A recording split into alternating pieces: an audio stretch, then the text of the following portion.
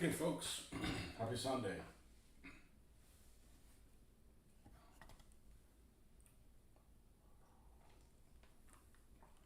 Or if you prefer, don't be happy. So, having kind of a twist of what's changing here. I'm going through, looking at some figures here for a little while. We haven't painted figures in a while. So, let's put some of this stuff away. We have severe encroachment going on here. Let's take back some of this property here. And we've got our desert rat that is finished. He's sealed. He's finished, but the basing's not finished. So that's what we're going to do now is we're going to paint the basing on him.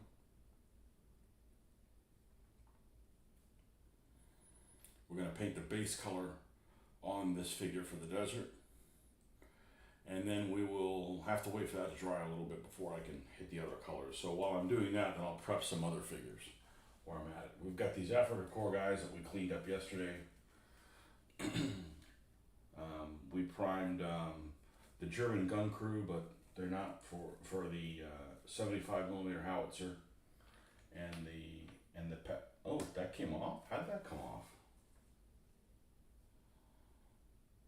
Huh.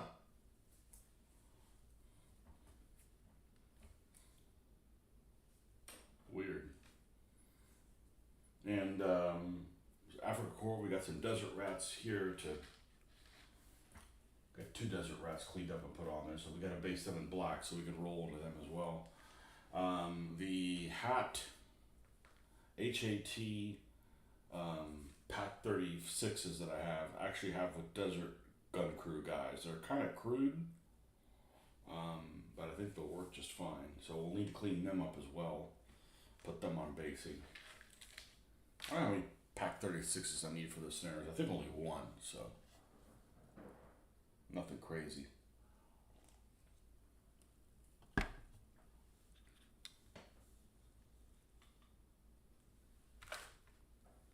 Anyhow, that's what we're off to. So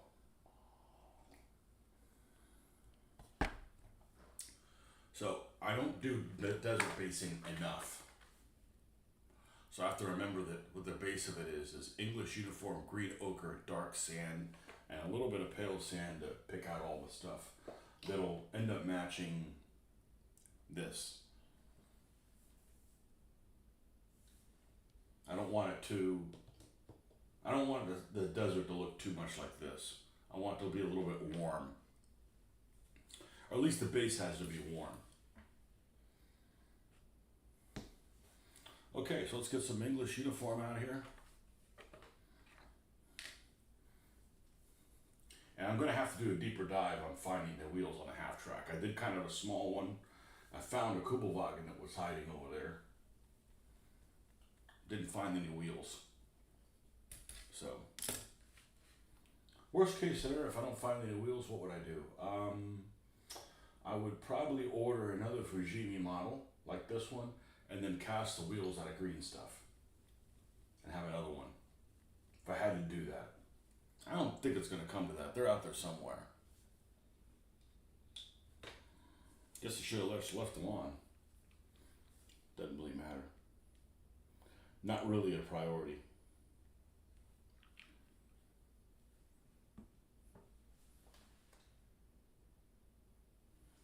Okay.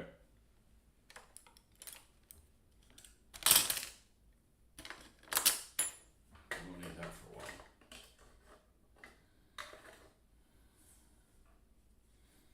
Where is Wer ist mein Vater? Okay.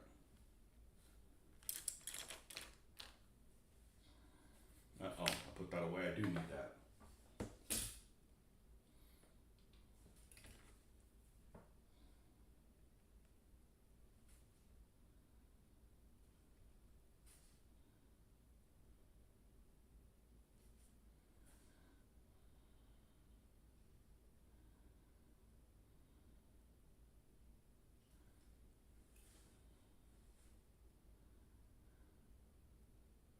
This is the first Airfix figure ever painted. MPC figure. I know it's an Airfix figure. My package said MPC, damn it.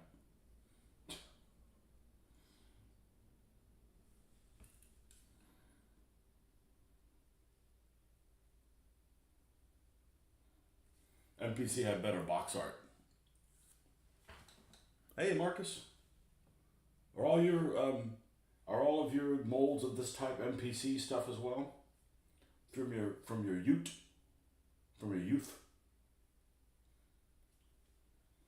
There was no Airfix in the early '80s in Florida. It all been subbed out to MPC. And MPC had great box art, inspirational box art. Like, man, I can't wait to paint that, you know?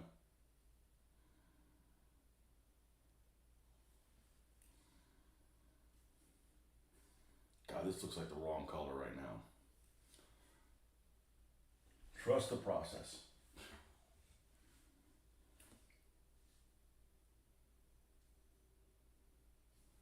This is Private Dorsey,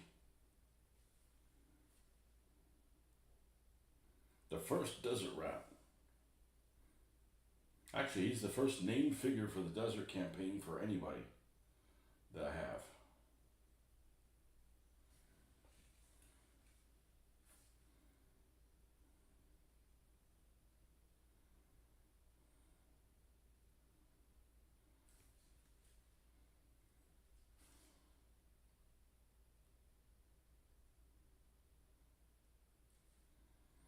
Well, I tried to watch two movies last night with the daughter, and I fell asleep during both of them. I tried to watch the original Midway, and it was slow. And then we tried to watch it 1944, and I fell asleep anyways. So, you can't count on me at 9 o'clock to start a movie. It's like, that's just way too late for me. Most of the old plexus, MPC, Matchbox, Eschi. What do you call it? What did you call that company with the E? We always called it Eschi. And it might be wrong, ESCI. And there were some that were what ESCI/AMT Ertl. Remember some of those vehicles? ESCI. And I've seen some of the ESCI stuff as Aurora as well.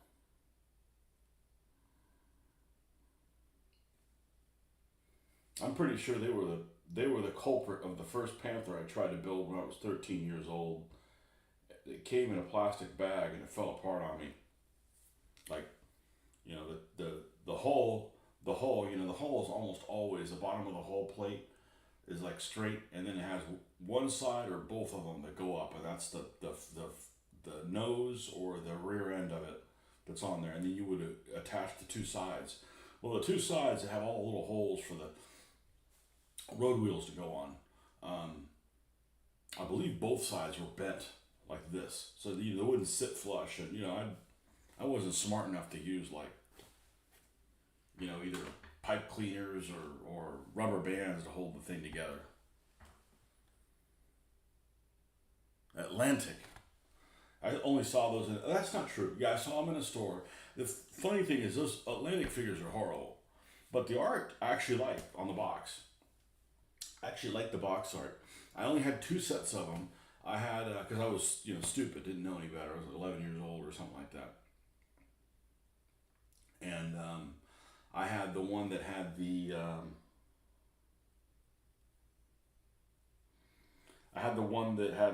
anti-aircraft artillery, the AA guns, and the artillery. So it was like some generic make-believe gun in both cases. Good morning, Ben. It's Ben from the Wadi. I'll have to find that excerpt of that battle that I was reading about in the Wadi. That was skirmish in the Wadi. And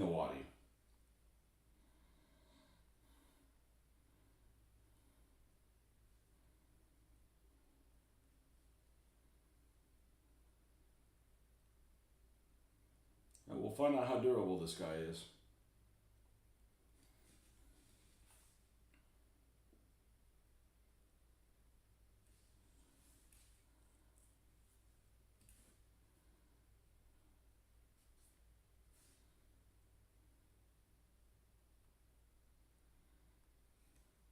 What are you guys using for primer these days?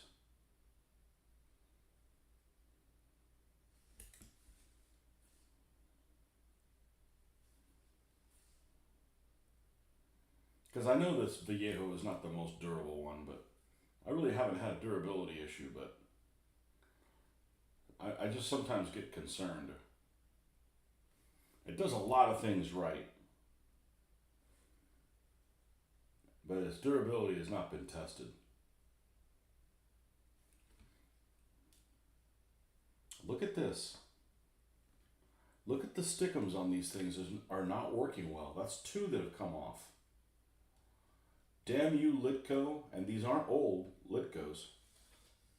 Well, I could just super glue the thing on, but... Alright, well this has never happened. Is it happening on these too? Yeah, what the fuck, Litco?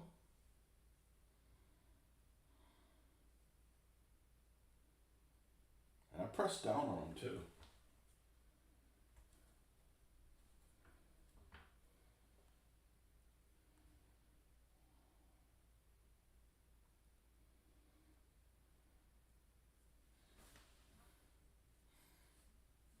Well, I didn't get a chance to press down on it yet.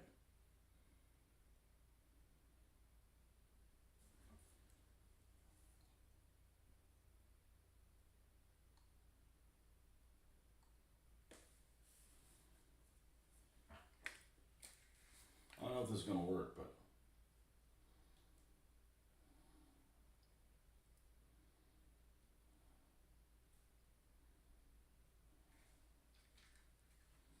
I want to put a lot of pressure on the actual figure. That's the part that's delicate.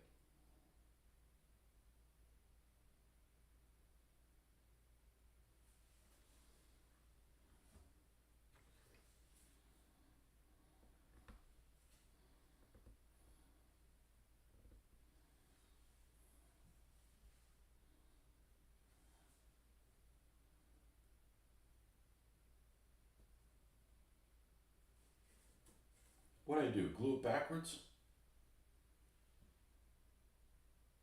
I don't know what's going on here.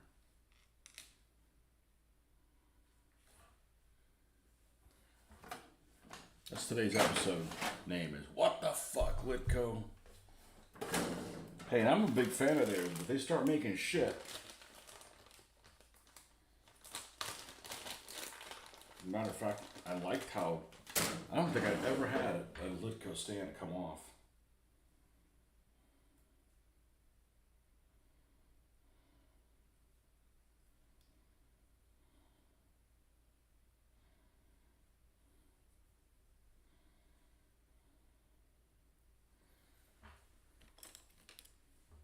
I know this is starting to be a problem. Hard to get the ends of these things up.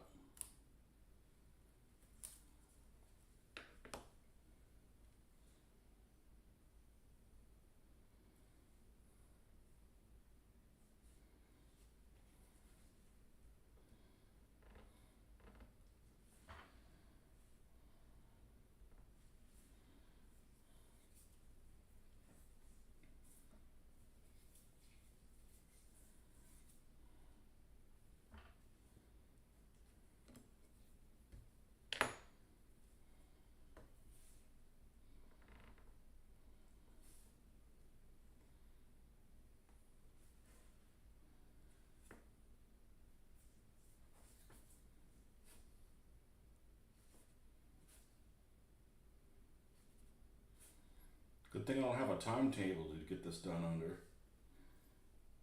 Oh, I guess I need to trim the edge. Well, this one's... Let's just roll with it.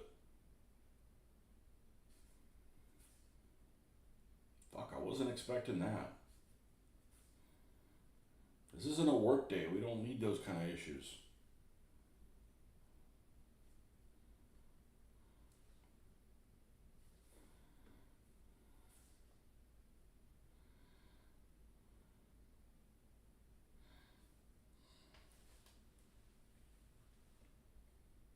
All right, Dorsey.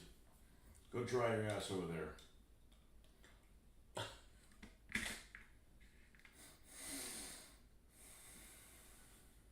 Apparently, Italian hobby shops pronounce it esci. Okay, so we were saying it right all along. Pinched off a model site.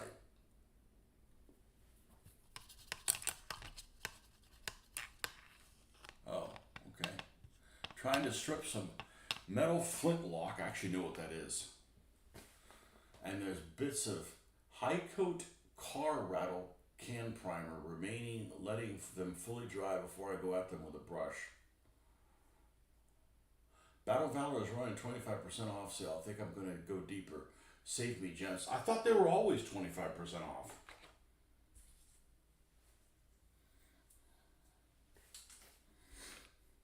I got to replace a couple of the Japanese figures, but I'm not in a hurry to do that right now. If I miss out on it, I miss out on it. Look, I got a platoon of guys, plus the platoon you sent me to paint them Japanese before I got to worry about more Japanese.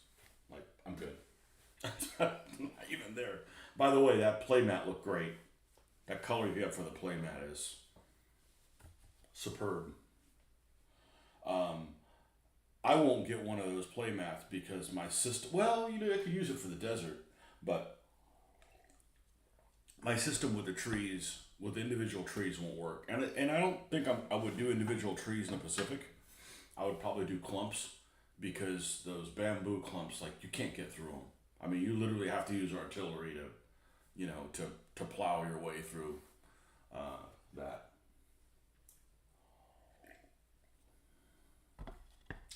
So okay, so Dorsey hopefully is resolved. So let's clean up some other figures here. Um, yeah, let's clean up some other figures and glue them down. Now, one of these is the X-Acto knife that I was using. That was, yep, this is the actual X-Acto.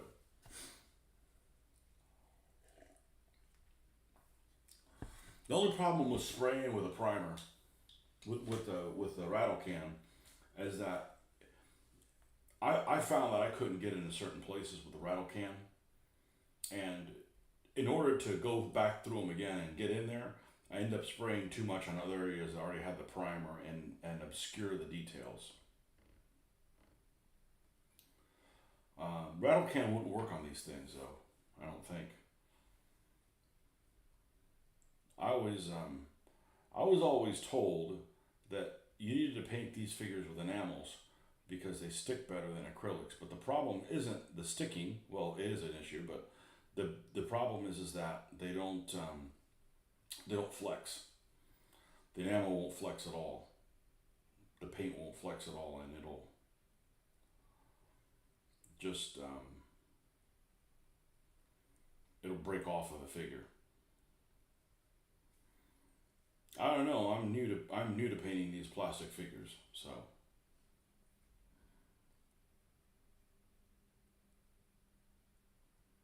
I've read some stuff because I don't want to waste my 2 hours that I spent on that figure or what happened or what it was. And he looks really cool too. So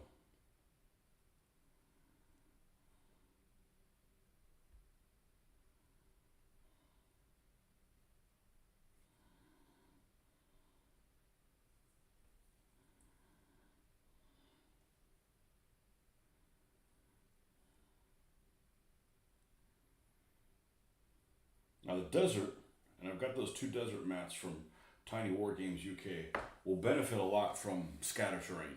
Like I'm gonna get little talus and rocks and stuff, and it'll be all over it. So it's not like it's just completely flat. That's silly. Nobody wants to play that. It needs to be more captivating than that.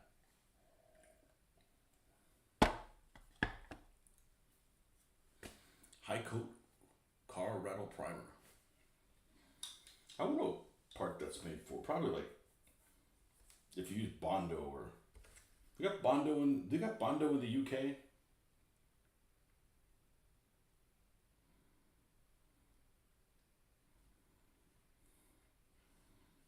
Bondo. Bondo Calrissian.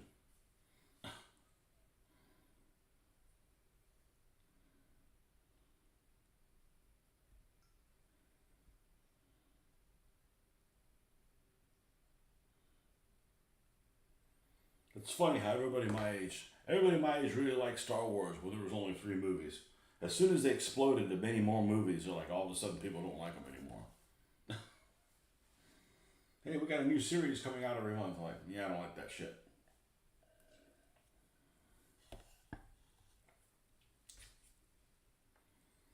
There's one guy that I knew who's not really into miniatures, was like, hey, we're gonna play. I'm interested in playing. He's a huge Star Wars fan, and he before they came out with, and I don't know the name of it. They have some miniatures game now that's like 28 millimeter. Maybe it's a weird scale. Maybe it's 32 or something like that for Star Wars miniatures. Well, before that, they had one that had like clickies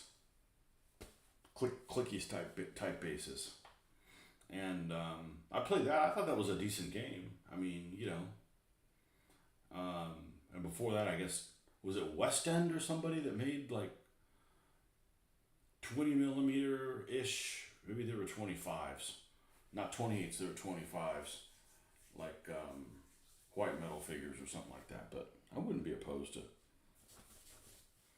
The only problem you have with something like that is you couldn't have the stormtroopers like be really accurate. You know, I remember the first back in the early days of first person shooters, the mid '90s. They came out with, I think it was called Dark Forces, and it was a Star Wars first person shooter, and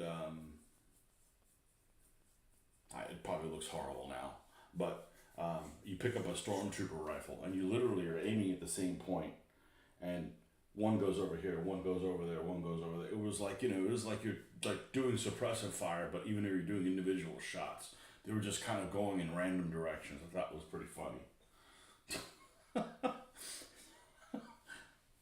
Because it was the first game I ever played that had grenades. I'd never played grenades in any game other than that. So it is West End. How do I know that? Well, I worked at a hobby store. West End Games did a 25 millimeter, 15 millimeter Star Wars one. I didn't know they made 15 millimeter Star Wars.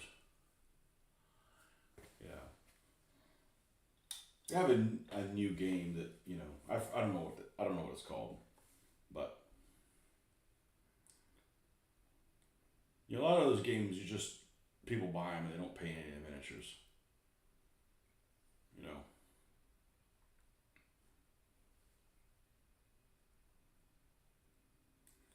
Sorry, for all of our faults, historical gamers, we tend to paint things more than like science fiction folks.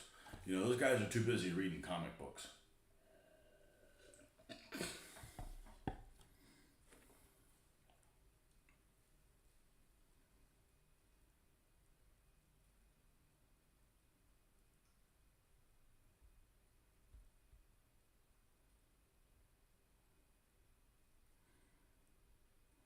Yeah, I've seen people play like Warhammer stuff with unpainted miniatures. I don't think I've ever seen anybody play a historical game with unpainted miniatures. You know, they don't have to be painted like museum quality or anything, but just like make an effort.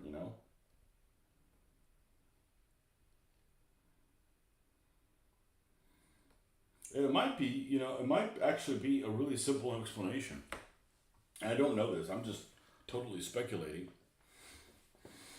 But if you're painting a historical miniature, you're painting something that does not have, for the most part, through most of history, there's either not a picture of them because they're before pictures were invented, or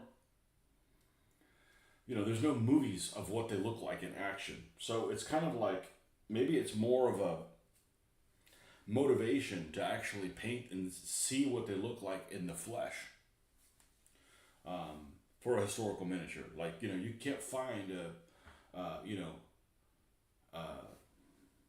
any pictures of Roman soldiers unless you're talking about reenactors. But even not counting reenactors, people want to see what these things look like, so let's paint them up in my best way of seeing what they look like.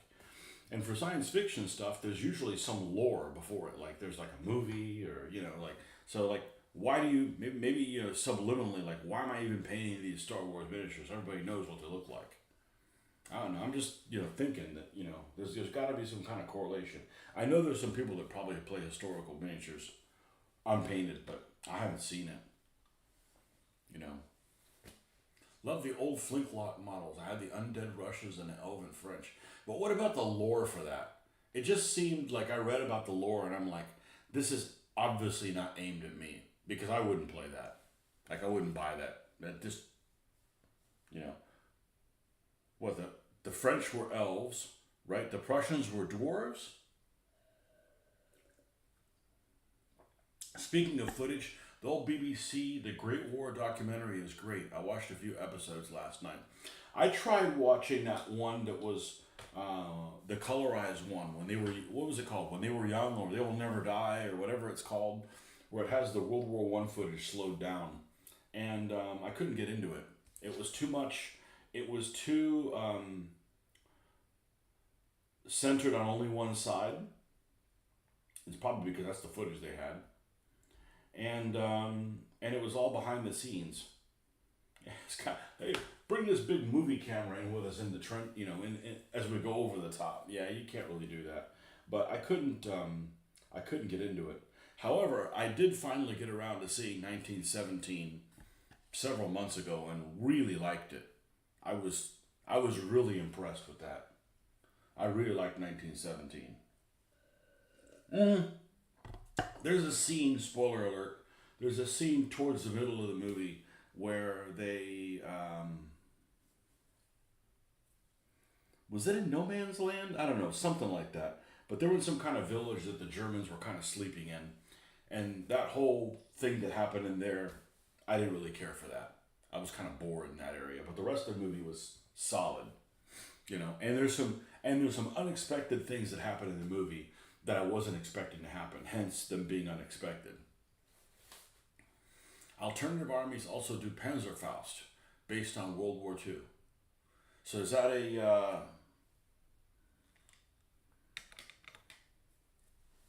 World War II troops in different races? Different races? I don't know. Different creatures? If you call elves and dwarves and all those races, then you can't really call people's ethnicities races. Because that's kind of like two different things.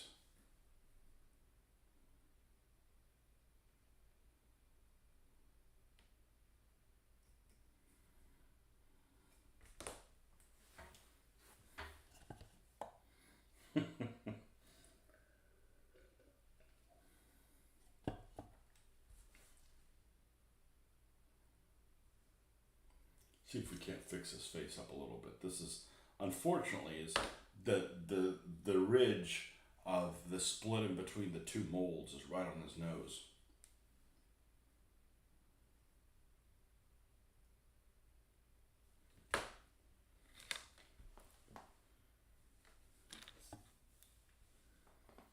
That is mein tweezer.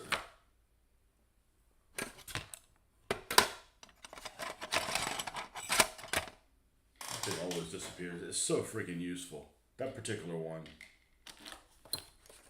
I have nothing like that tweezer.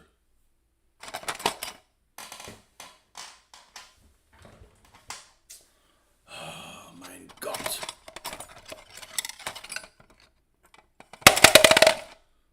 God, that's loud.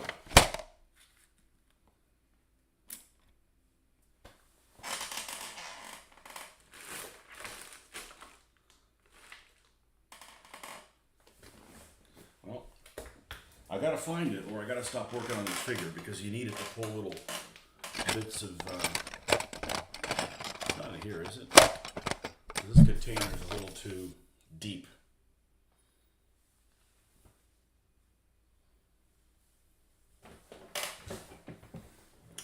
Okay.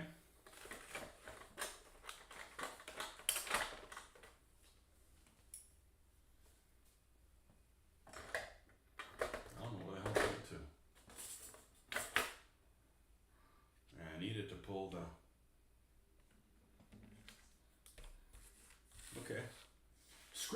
not working on you then. Till the tweezers turn up.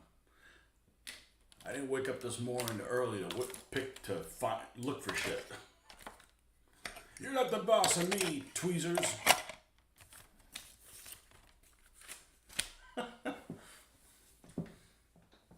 It'll turn up here somewhere. This is what we really need to finish is this guy. We need to let him dry a little bit more. All right. Well, we got this guy that's been waiting in the wings forever and a day. I need any more Germans. But this is old Hoffman. We should paint old Hoffman at some point. I said I was going to paint him.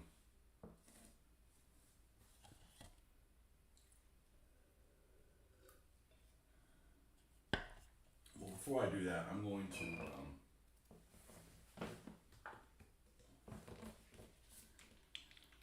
let's prime some other of these desert figures. We got 2 other Tommies and some Africa Corps guys to paint to prime up. So let's do that. Yeah, I don't know where it's here somewhere, unless the girls came in and grabbed it, which is not likely that they would have grabbed that. But it's a pair of tweezers I got from my dad probably like around 1983, 84, or whatever, and you know. I thought about getting another pair and I realized how much Swiss ones cost. Like, I'm not spending $50 on a pair. But they're probably worth $50. They are if you don't lose them. Because the other ones I got, like at the hobby store, they come in a multi-pack. I shouldn't have bought them. They don't close. They don't close well. They don't go to a point. They're basically trash.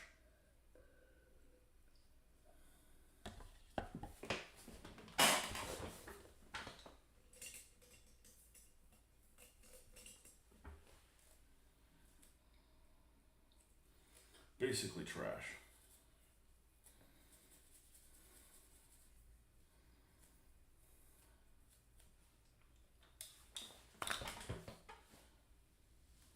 Why do I feel like this is just there's something in there? All right. Now let's do the Tommies first. Hey, here's the thing. If Brits are called Tommies and Germans are called Jerrys, is that any correlation to Tom and Jerry the cartoon?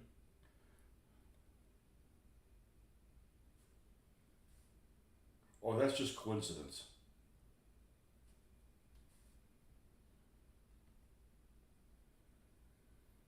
I didn't think there was going to be a quiz this morning.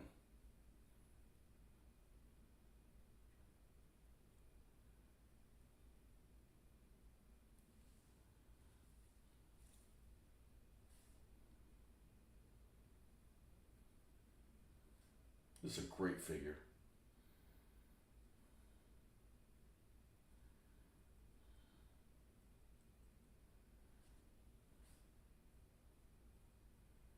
And who's the sculptor of these Airfix figures? Is there can you put a name on the guy? Actually, injection molded. Do they have sculptors? I guess they do. I don't really know how.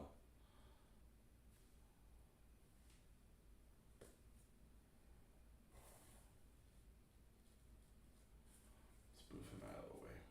And here's the guy with the Thompson.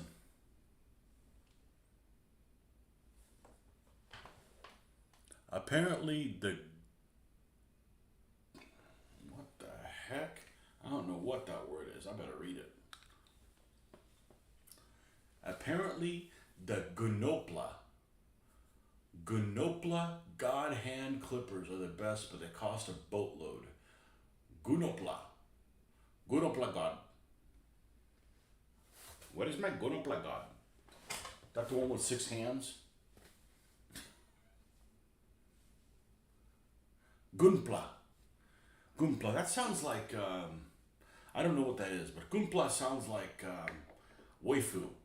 It's one of those make-believe, kinky Asian, deviant things. Waifu. Gunpla waifu bukake.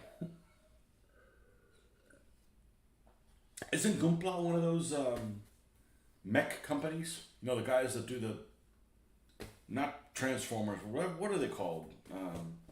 That you go to the store like, oh, they got models here. Like that's all they have is those robot things. Like I don't want to do. I don't want to build that stuff. Goompla, God had Goompla. God had clippers. Let's see what a Goompla God had clipper goes for.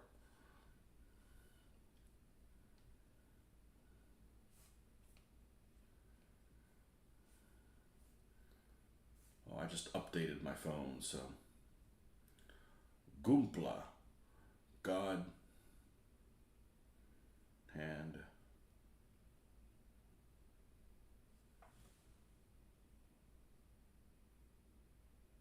Oh, clippers. They're better than the Tamiya ones.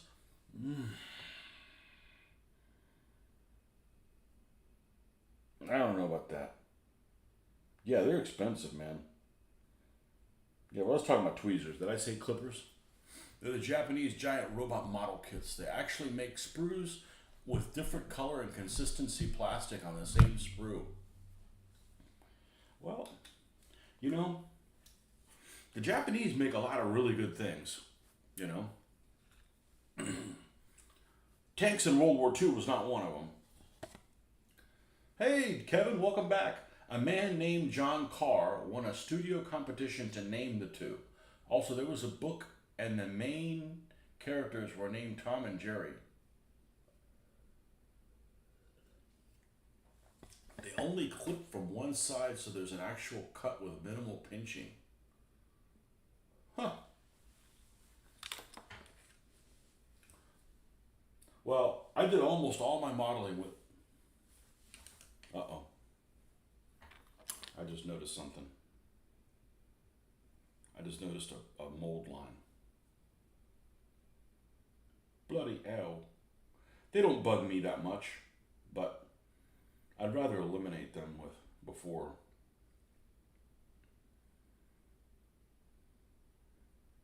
I gotta deal with it. I did most of my modeling with that one. When I did all my 135th scale models, I didn't have a pair of clippers. I just used an X-Acto knife. So I don't know that I would call them a necessary item. They certainly make the experience more pleasurable, but I don't think that that's. I don't think that they're really a necessary item. I think tweezers are a lot more necessary.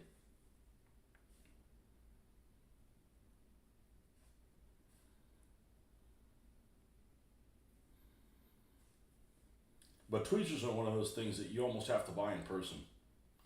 And there's not really a place to buy precision and stuff like that here in town. So your best bet then is just to Amazon them, and at least it's easy to return if it's not what you thought. You know, if they promise you A and you get Q, at least it's easy to return.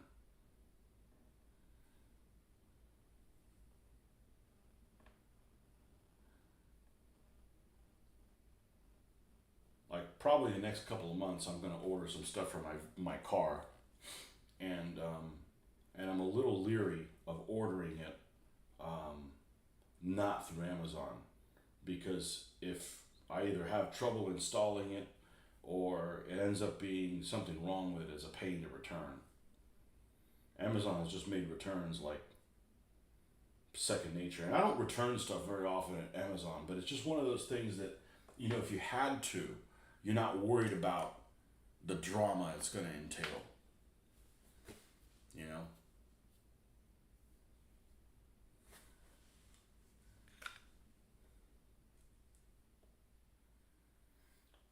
Did that many people like Flintlock? Because I look at it and I'm like, this is just a silly premise. Yeah, if it works for you, that's fine. I mean, but that would have never captivated me.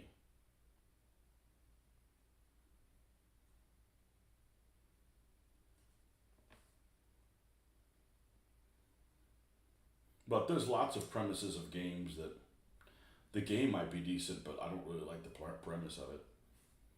First one I can think of is Gaslands. Everything's fine in the game until like the what it's on Mars. Like that's just dumb. Like I wouldn't have come up with that. But you know, that's easy to change the plot of your individual game to not be that.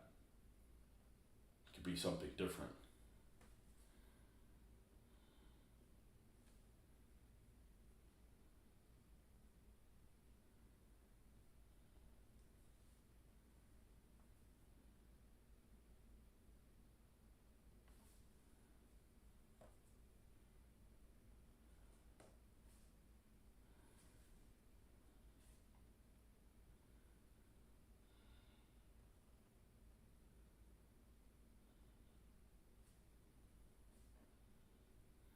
I wonder. I wonder what those tweezers are at. No, they're not lost. They're just misplaced. That's what happens when I don't put. Let me go dial the video down back and see where I saw it, where I put them. I'll actually check to make sure they're not in a fold in the chair. I always sit on a chair that eats things.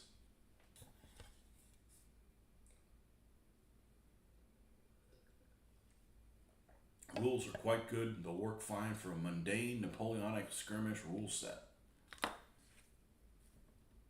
So it's a skirmish. It's a skirmish game. Okay.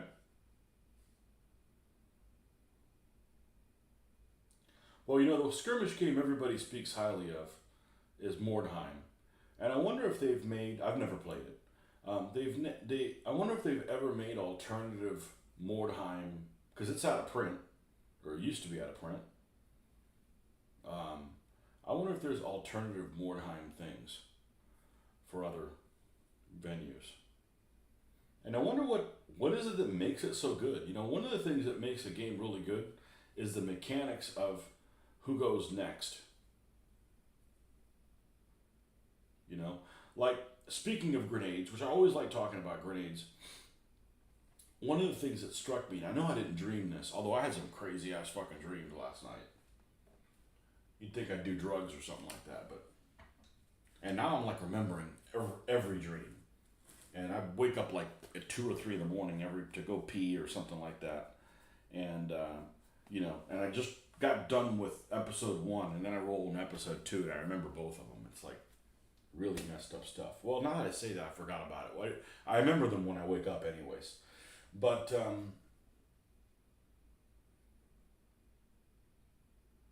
I want to say that I read a set of rules that handle the turn the way Face of Battle does. Pull a guy, they get an action. Who's next? That guy gets an action. This guy gets an action. This guy gets an action. But then you say you've got Klaus here, and it's his action. He throws a grenade, right? So he throws a grenade, and it goes, and you roll to see where, you know, you either roll to see where it lands or you wait on that. And then at some point, there is a trigger somewhere in there that the grenade explodes. But the grenade doesn't explode immediately during his turn. It explodes at some later time. And I don't mean like another turn. I mean it still explodes in that turn, but it explodes in when something else gets picked. And I swear I didn't dream it. And I'm like, I gotta play that because that's like the you know the fire the Chinese fire drill of grenades. Like that sounds great, you know. Napoleonics would never work here in Arizona. Nobody likes historical. Nobody? How about nobody you've encountered? The heat's getting to them. But if you make the soldiers all different creatures, they'd love it.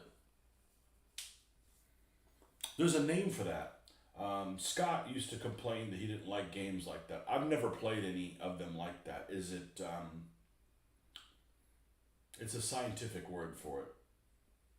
But, you know, like, what's that one you guys play in the UK, the Burrows and Badgers?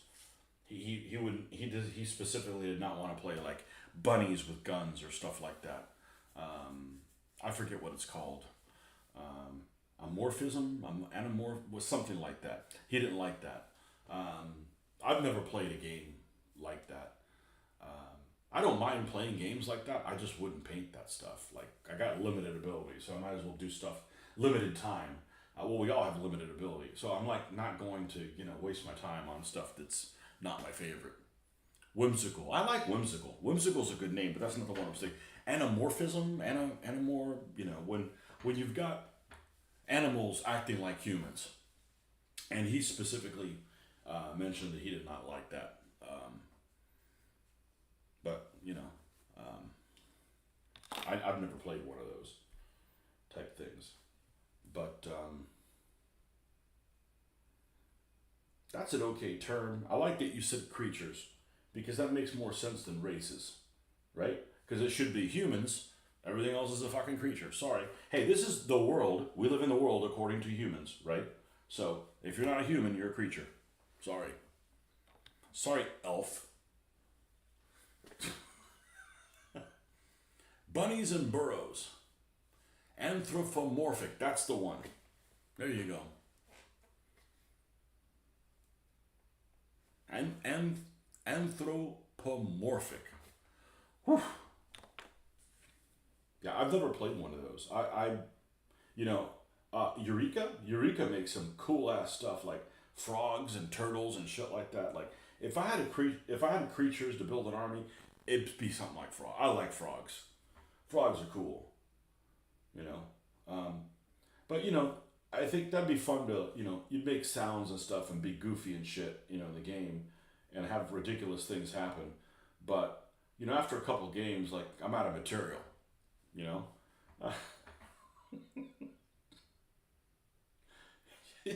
I I'd I'd tear through all of the jokes and cracks I could make after like a game session. I'm like, okay, now it's just just a regular game now.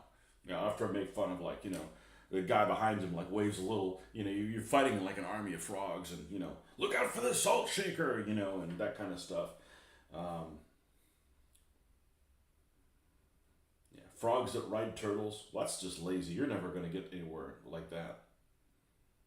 Yeah, Eureka makes some pretty cool stuff. I wouldn't be against it. I think it would be fun to play. I can't be bothered with painting that stuff. But it was relatively popular. I want to say at Historicon, the last one I went, they had and I mean a huge battle of like garden gnomes with different factions of garden gnomes and things like that, and it looked pretty decent. It's not like it looks stupid. Like it was well painted. Someone could probably make a killing licensing sports mascots and selling the minis as mascot wars. Yeah, that would work.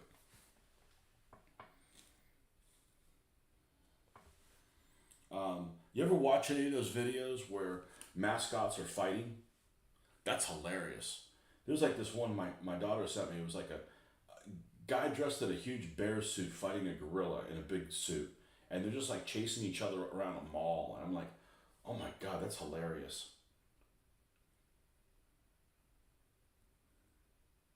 And when I grew up, it was really common for them to interject the gorilla suit in things. That's not really a thing anymore. But I remember when you had like running gag jokes all the time of somebody in a gorilla suit, and or banana peels. Banana peels. People slipping on banana peels.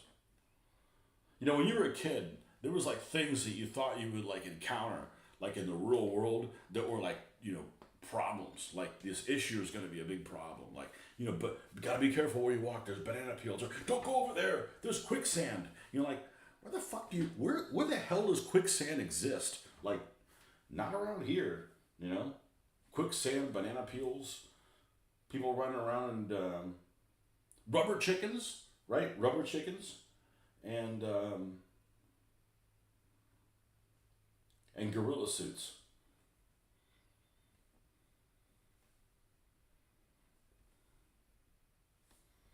I thought that was gonna be problems growing up, is encountering all those things all the time. There was a big Wars of Oz game at Fall In. It's probably the same guy putting it on. That may have been what it been called. You mean like in like Wizard of Oz?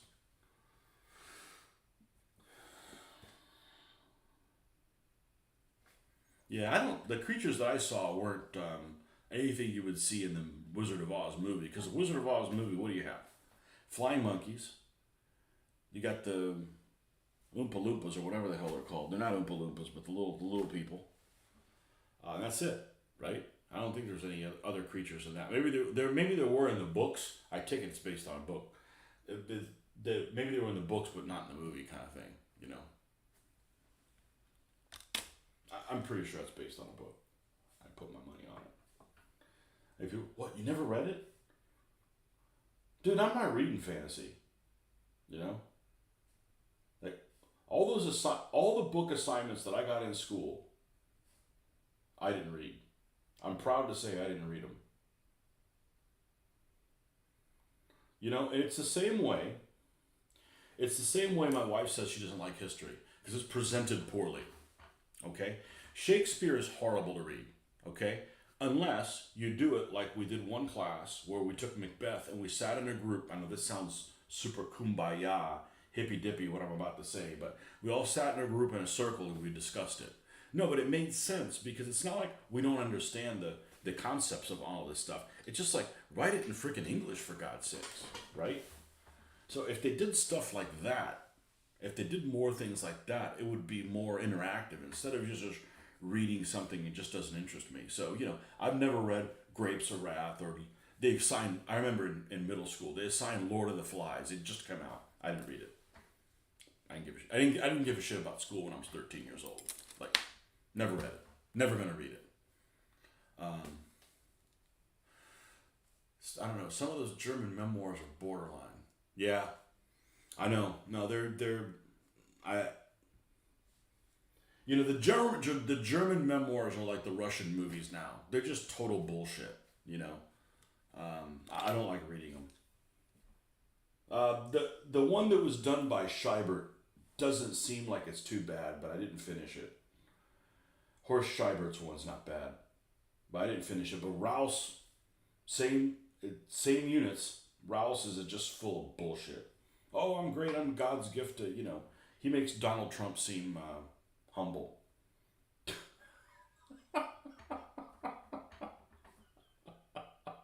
That's a good way to put that. I need to remember that. Rouse's memoirs make Donald Trump seem humble. Yeah, it's um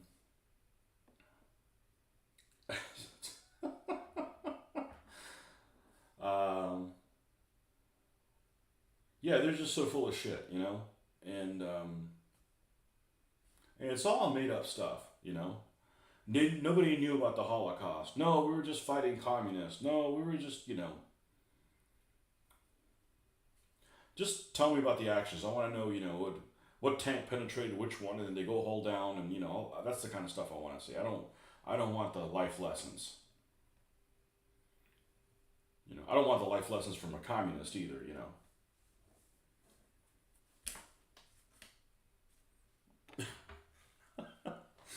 Yeah, I don't have the stomach for them either.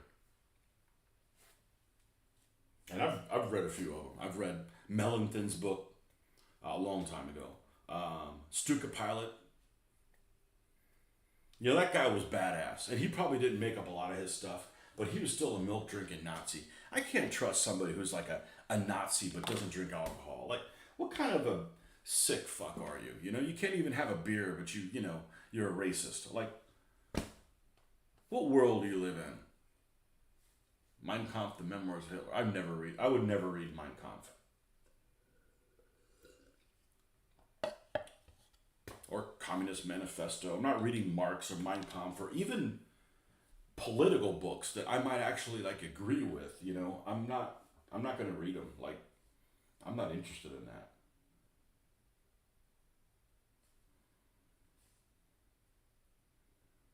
Like I said, he should have just been a painter.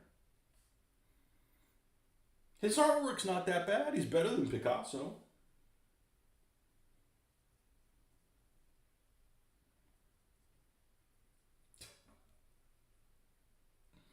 Get me started on fucking Picasso.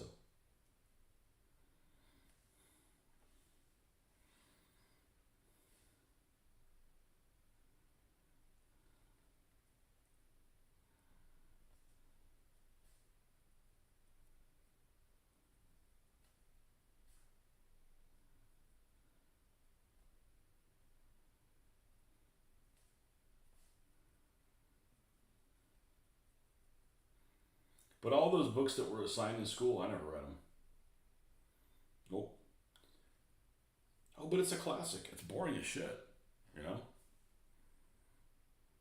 And I don't dislike reading by any stretch of the imagination. I just don't want to read about what you think I want to read about.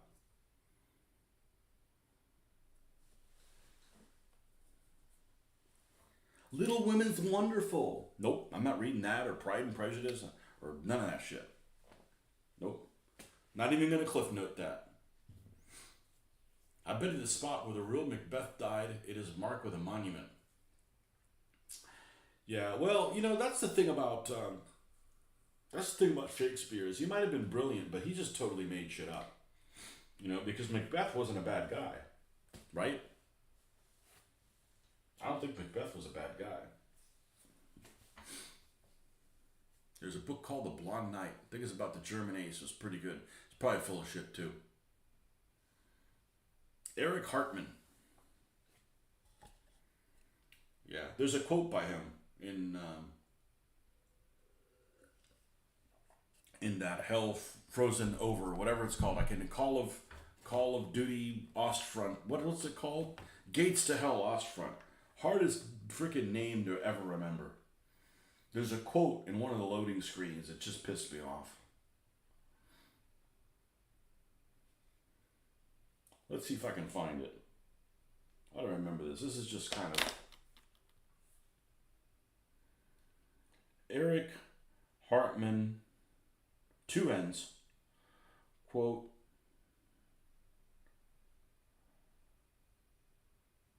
see if I can find this.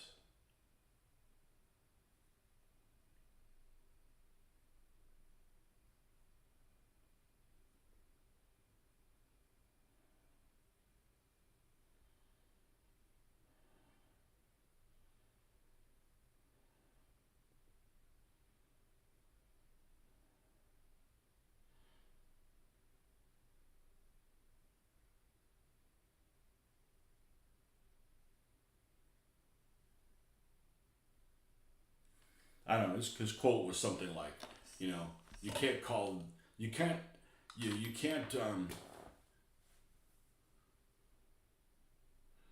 you can't,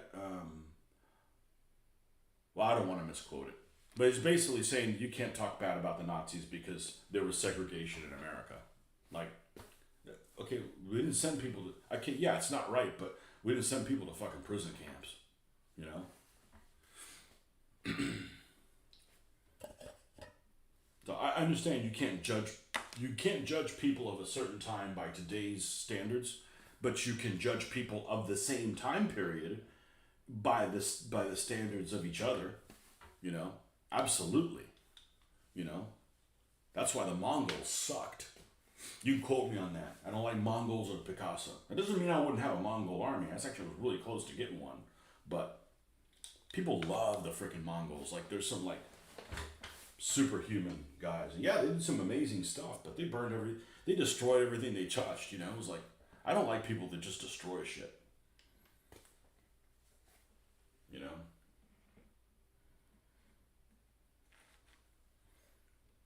Because then people that come behind them can't learn anything from it, you know? All right, it's time for Le Coq. Right back.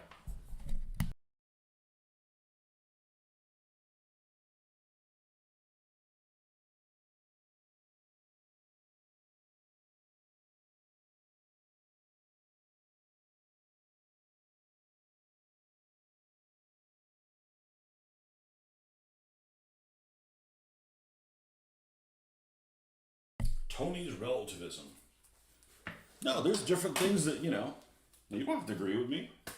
I hope you don't. But, you know, it's stuff to think about. Like, you know, I think Hannibal was a great general. But fuck the Carthaginians sacrificing their own children. Like, that's not the way forward, man.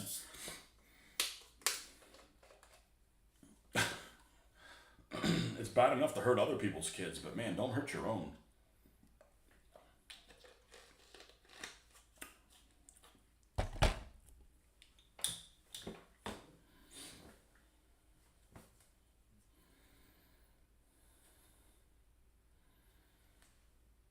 We ought to be ready ready for the dry brush on that guy. Let me finish this guy and then we'll switch and finish old Dulcie. Wonderful chap.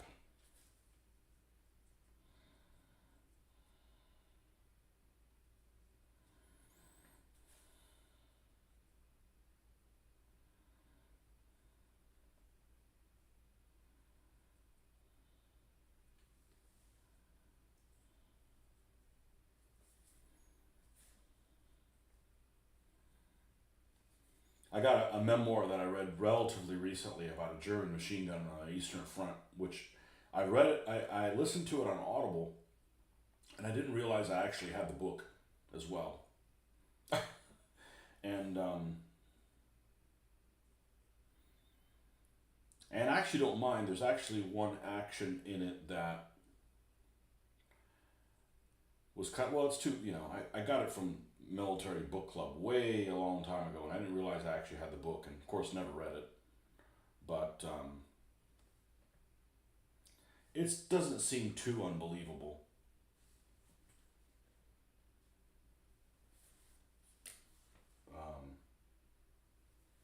And he's not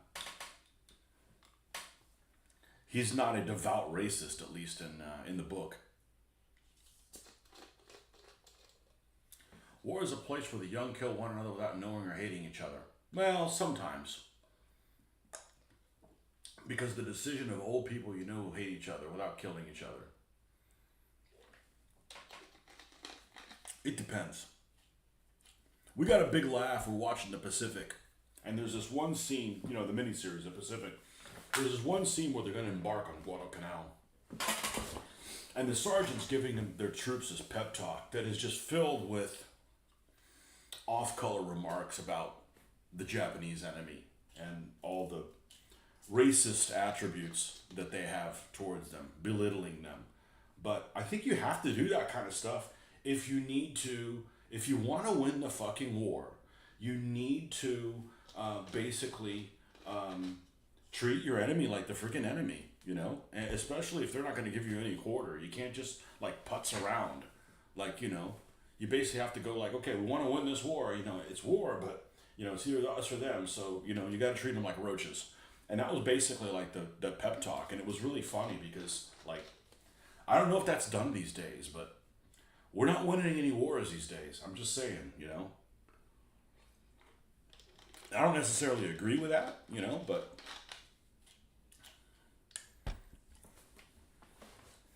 we were winning wars when you were doing shit like that. Just saying.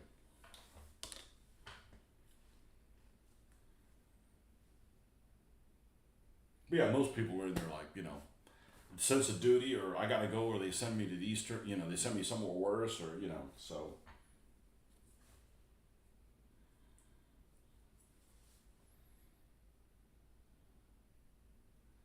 Okay, we said we were gonna rinse this off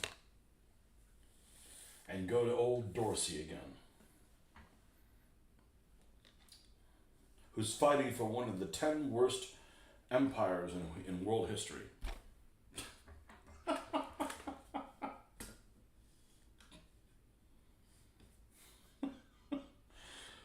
I don't make this shit up. But somebody else did. Green ochre. That's green brown. Close, but no cigar. Gotta run Aaron back in a bit if I'm still on. I should be. Don't get violated while you're out there. It is New York.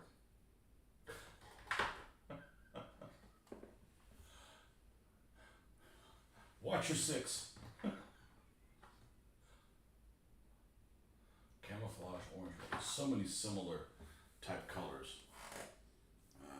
Green ochre, green ochre, green ochre. It's got to be out here. It's one of these colors that I would have pulled out here for Middlestone. No.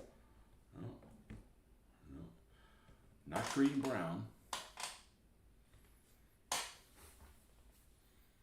Alright, we'll find it. It's here. Maybe it's Yellower than I remember. It is yellower than I remember. Wow. It is yellower than I remember. Yeah, the guy they used to have on the History Channel all the time that was the pilot was Gunter Rahl.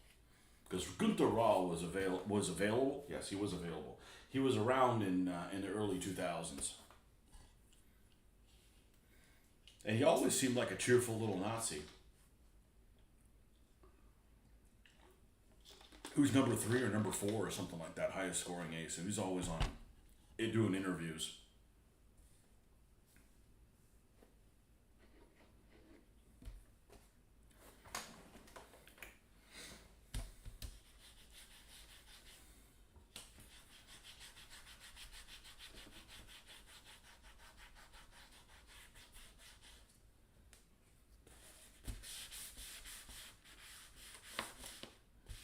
That'd be one thing I wouldn't be able to do. I wouldn't be able to be a pilot. Like, I'm just scared of flying to begin with. And just like, I guess those guys just had to assume they were going to be dead.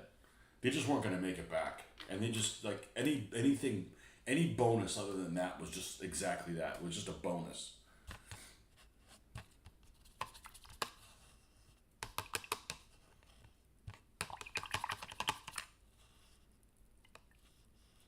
Especially late in the war. Because late in the war, like the Luftwaffe pilots, you might have a guy that's really experienced. He's flying again. His wingman's a noob, you know?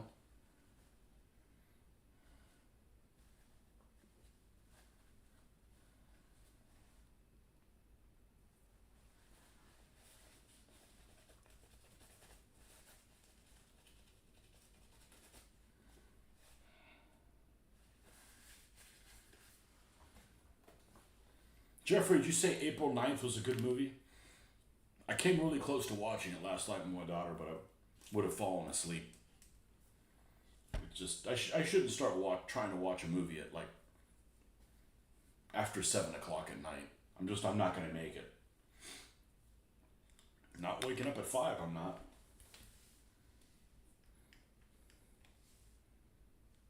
Of course, I should have had whiskey, and then I would have been up. But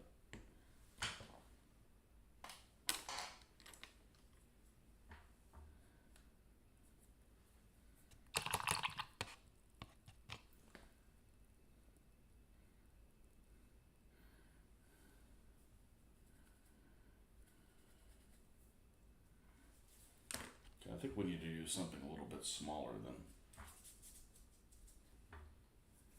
that.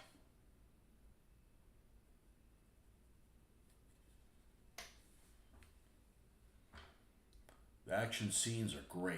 Okay. It doesn't have a very high score, but that doesn't mean anything to me. I trust your opinion more than some person doesn't even know that what war it's even in. Well, the action sequences can't last more than 6 hours.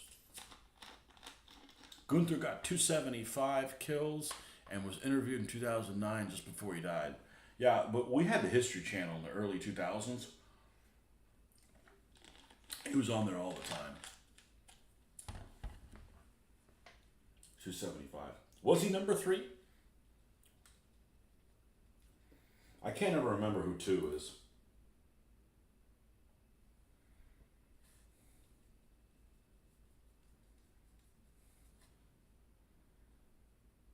Now, the one thing I'll disagree with is say, oh, well, you can't really count the German kills on the Eastern Front because they were against inexperienced pilots. I say, okay, well, then you can't count the freaking kills by U.S. aces over Germany because they were against inexperienced German pilots. And you had total air superiority, so, it goes both ways. You don't need to take away, if their merits are merits, then they're merits. Sure, you're a Nazi bastard, but you still end up shooting that many people down, so. Number 3. Number 2, I think, is a guy that has a complicated name. Korndorfer or something like that. That's not what it is, but I'm thinking of Barkhorn. Barkhorn's the guy I'm thinking of. Korndorfer. That's close. Barkhorn, yeah. Korndorfer. Barkhorn is Korndorfer in German. Barkhorn sounds like the guy that's the guy that's that Panther ace that was in Barkman. He's Barkman's corner. Yeah, but he was an SS scum, wasn't he? See, Nazi scum come in different levels, and if you're in the SS, that's just a different level. Um, Highest scoring aces, Germany.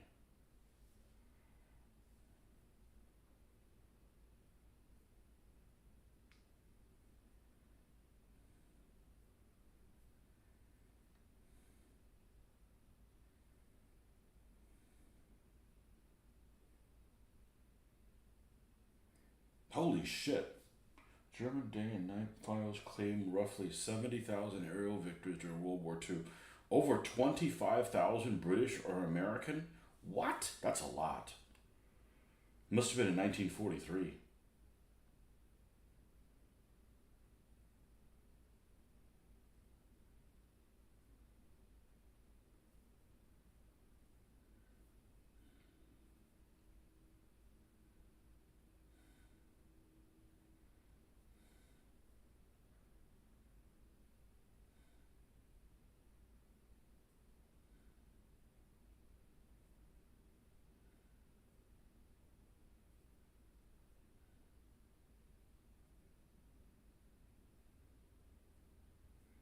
Are these in reverse order or something?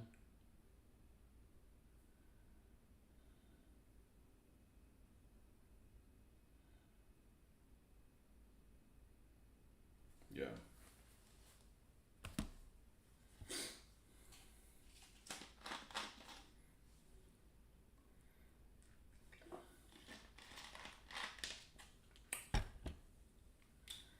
See, Hartman had.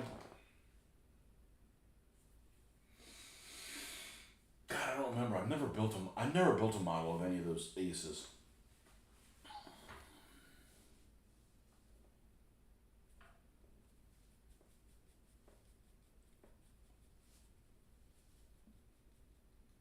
Problem with building aircraft is where do you put them? You know.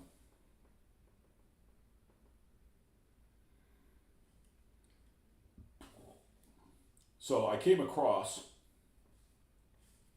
Let me finish this. I'll talk about it and then I'll show you the picture. If you want to see the picture. If you don't, then it doesn't really matter.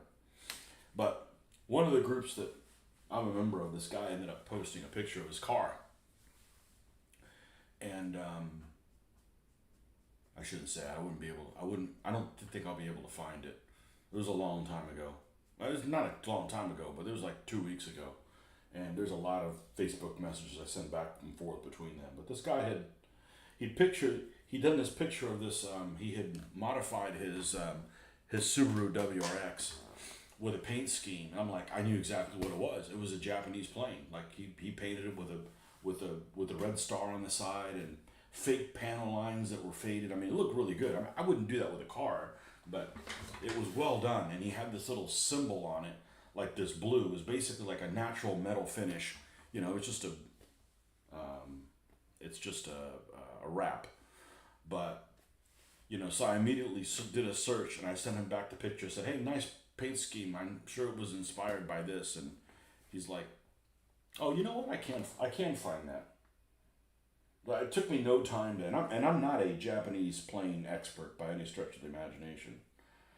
Um, I should be able to find it because he did send me the thing.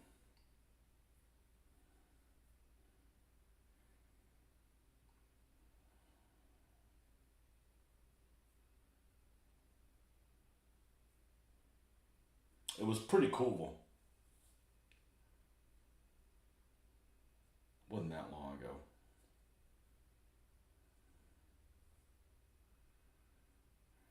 Careful if you send me a private message on Facebook. It wasn't private. It was in a public thing. I may show it on the internet. I'm not going to paint you in a different light other than the one you paint yourself in, though. Uh oh. Are we out of. Here we go. Load up more stuff. 6 days ago was more than 6 days ago. Here it is. Okay. So he painted. This is this wrap that he did on his WRX.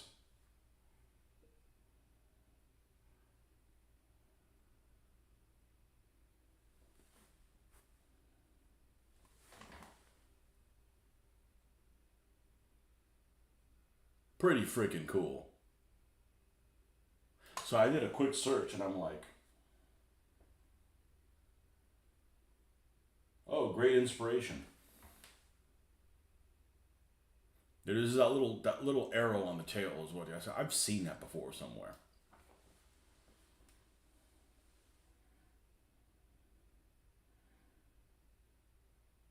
So then he said, paying homage to Subaru's aviation heritage with a little modern twist. I didn't know that Subarus did anything aircraft wise, and he literally put them both side by side. So I'm like, you got to be a World War II nut if you're going to do that. I mean, I got to believe nobody would do that. So I said, oh, you should have dressed like this last Thursday for Halloween. There you go. Dress like that in that costume and see who anybody catches up to it, you know? Pays attention to what's going on.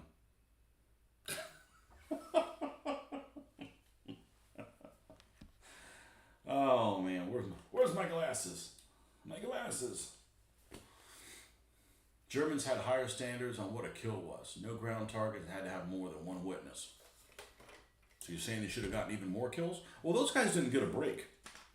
You know, they didn't get a break. But that's what happens when you fight when you piss the whole world off. You're like, they need you more.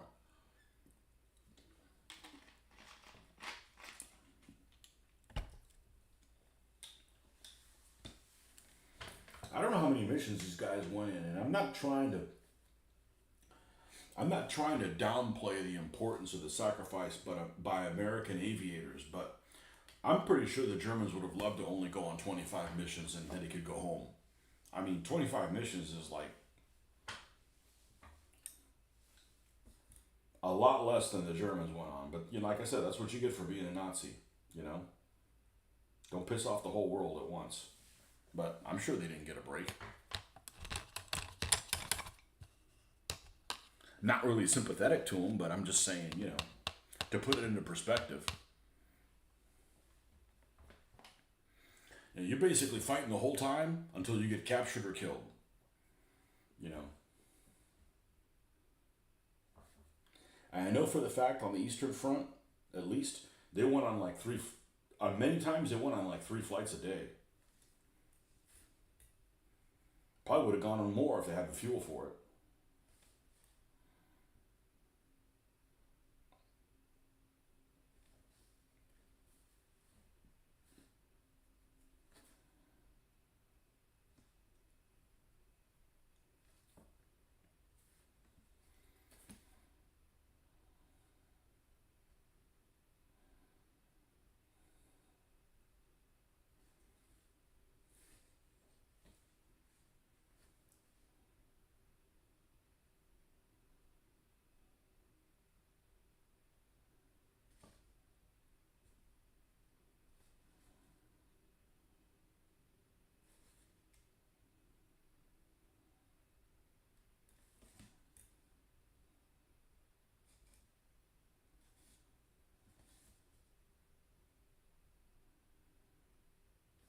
Okay, and then on top of this color,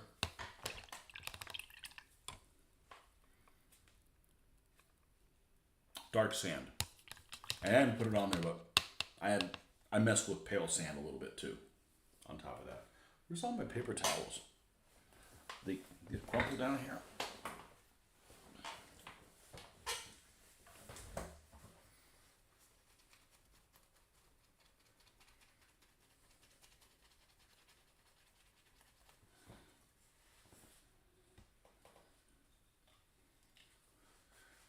They could still have rotated their pallets. Let the vets train to be, and I bet they did do some of that. But you just get to the point where it's like, okay, we need to get some kills, man. Like,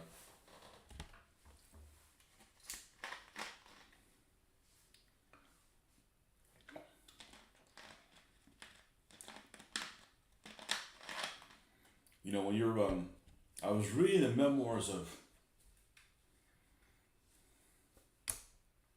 what's his name? Carius, Otto Carius, which is not worth reading. Um, and by reading, I meant I listened to it on Audible several years ago. And, the Tiger Ace, the Tiger One Ace. And he ends up getting put in a Yag Tiger towards the end of the war. And he's like a platoon leader, company leader. I don't know what it is. He's in a Yag Tiger. Everybody else is around him is like basically like a child with no experience. So, regardless of what you say about these Yag Tigers being immobile and they used too much fuel and they were a target and they had a great gun and a lot of protection, but they broke down all the time. The people manning them are just basically third tier soldiers. So you could. It doesn't really matter that that the vehicle is immobile if you've got guys that just don't have experience using these vehicles. So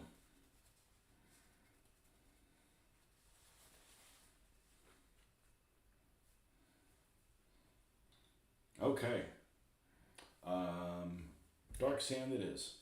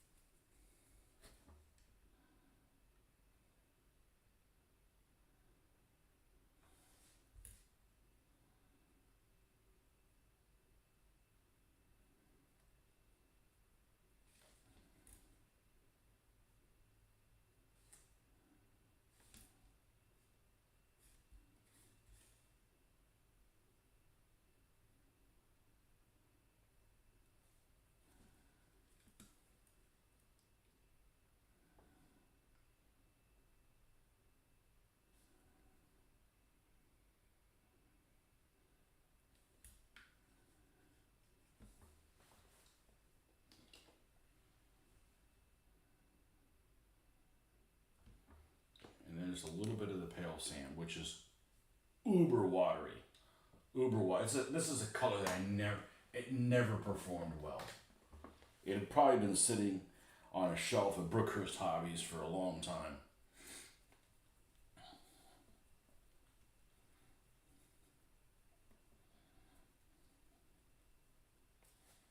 Yeah, if I did aircraft, man, it'd be a pain in the butt. I'd have to edit every picture, take the crooked spider off the tail before I posted it online. Which I don't mind doing. It's just a pain in the butt.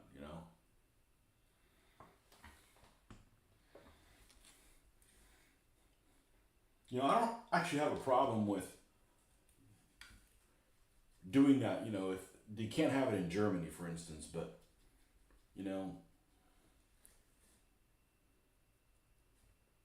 forgetting what that stuff looks like. You can't let people forget what that is. I mean, you don't want that stuff to come back ever again.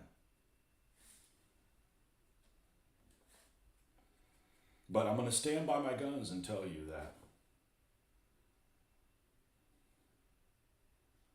in 20 years, you probably won't be able to. Facebook is still around or something like that. You're not going to be able to put pictures of Putin up, but you will be able to of Stalin.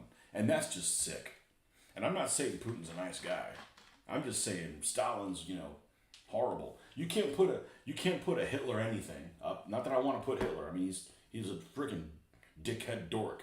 Okay, but I would like to send pictures of with the Africorps vehicles with the crooked spider, the crooked coconut, as I call it now. And I claim that one on them. I'm not promoting that ideology. It's just that's what their symbol looked like, and not have to edit it. But you can put Stalin. I love Stalin all over Facebook, and they don't have a problem with it. Probably why many tank crews left their tanks when it was hit by machine gun fire. So apparently, a lot of these tanks that had rivets was a problem, and you get one of those rivets that gets damaged from the outside, and the rest of it ricochets inside and creates all kinds of issues bouncing around. You don't have to take out a tank crew You don't have to take out a tank like by brewing it up to knock it out of action. You just have to, you know, well, make the tank crew leave. You know, a lot of it is the tank crew. You're in there and you're getting hit by stuff. You don't know what you're getting hit by. You could be like, man, we just got a hit. We could have almost died. Like, let's get out of here. You know, and you got limited visibility in there, and a lot of the, and so, many of the people that are in the tank can't see at all what's going on. You know, so yeah, that's a problem. I kind of like the rocks with left in gray a little bit.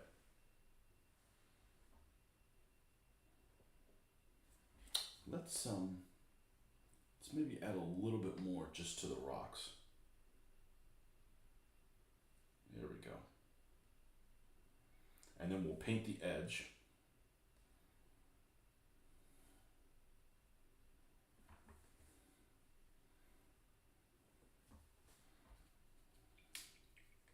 And we got our first Desert Tommy.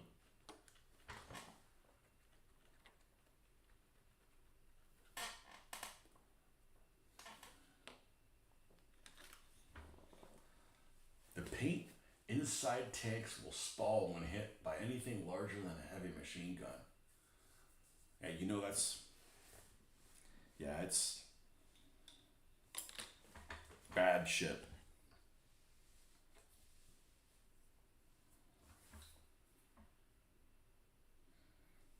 Um, English uniform, not British uniform, English uniform.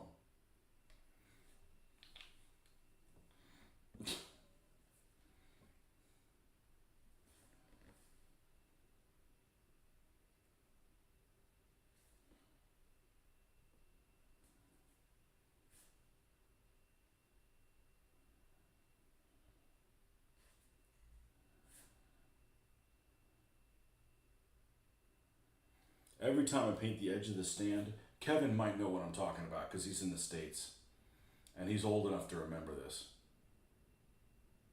Because you got to be at like my age at least. When you watch shows on TV, they would always promote stuff for you to buy, like orange clean, whatever kind of products, But that's not all. Now you can get, but wait, there's more, kind of stuff. And they probably do the same thing in Britain. But in the 80s, they would always promote, and some of it is geared towards what you're watching. So I would always see this commercial of this, I want to say it's Franklin Mint, that would always promote this chess set of the Civil War chess set. So you have these pewter figures that were about this big, and they were on these bases that were, I don't know, for lack of a better word, maybe shaped like this, like just this part. So you got these pewter, you got the Rebs and the Yankees, and they'd be on these little stands that were like this, and this would be your pawns or whatever, and you'd have cavalry guys for the knights and so forth.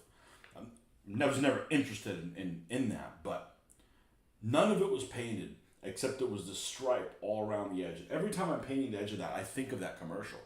I think of that commercial. You see that this guy grabbed this paint, whether it was blue or gray, and he's like applying it to the side. It was very satisfying seeing that.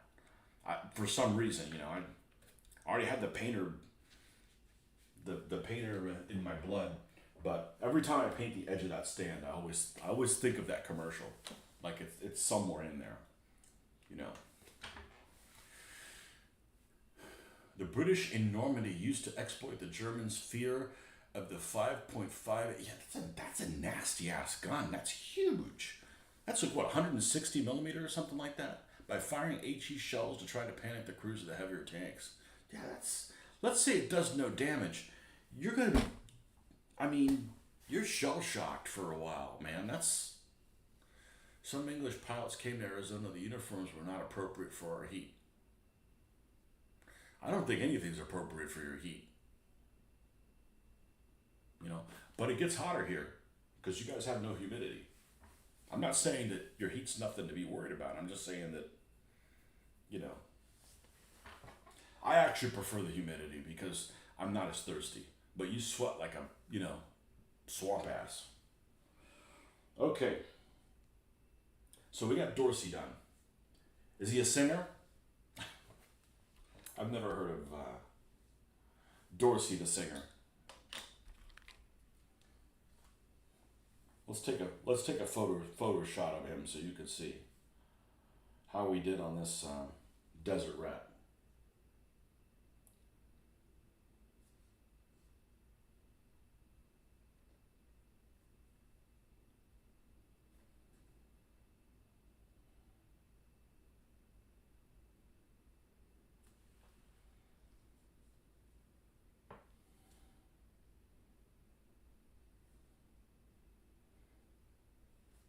This light always washes out the freaking figures.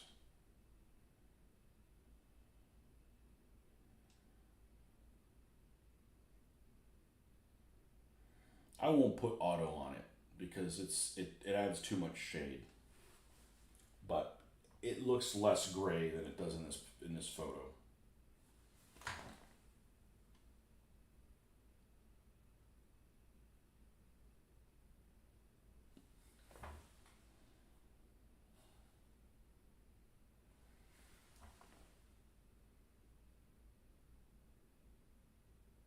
And as long as he's durable, I'm really happy with how he turned out. You just gotta be real careful. I just gotta be careful with him.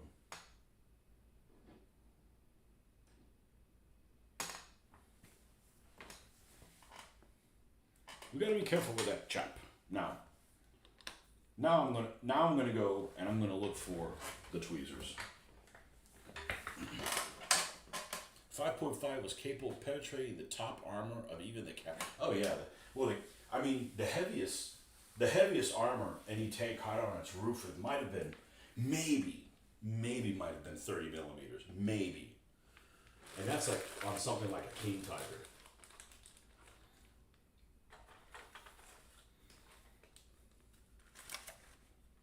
Yeah, but the 5.5 is definitely not a direct fire weapon. If you're direct firing a 5.5, they've gotten too close. Airfix makes one of those, right?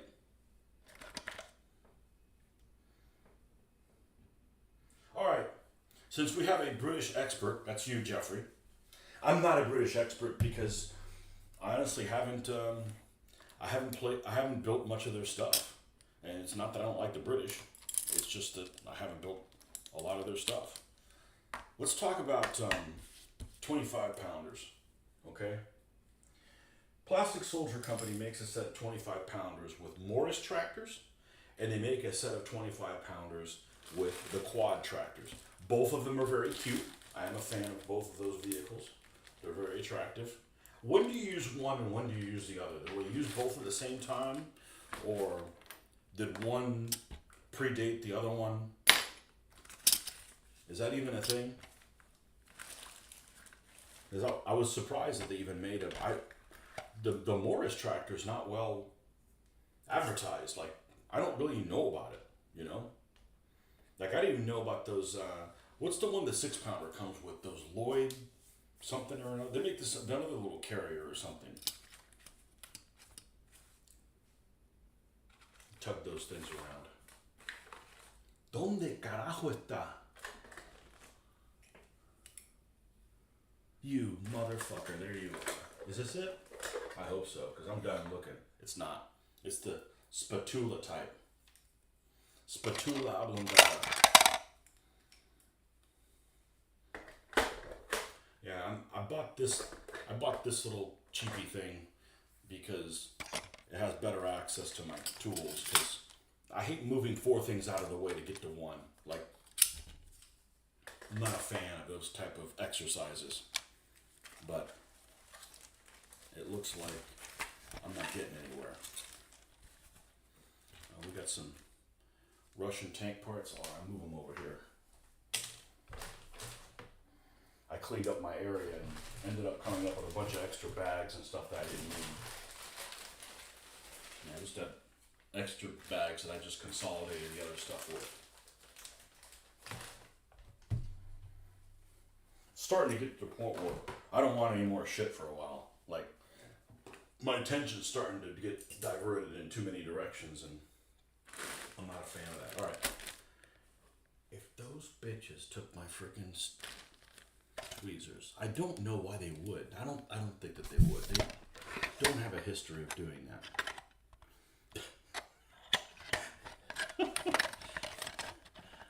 Oh man. Is this them?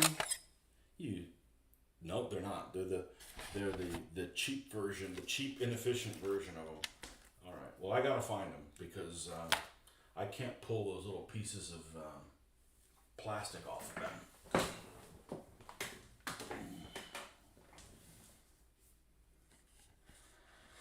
I'm talking about. Let's see.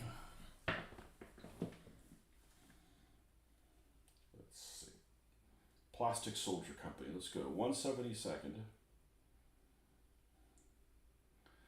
Plastic Soldier Company. I hate the name of their company. It's just generically boring. You know, and it makes you click on other things that aren't what you're looking for. They should have come up with something better.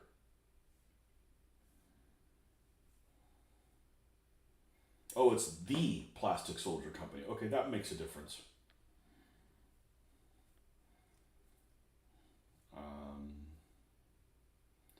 UK.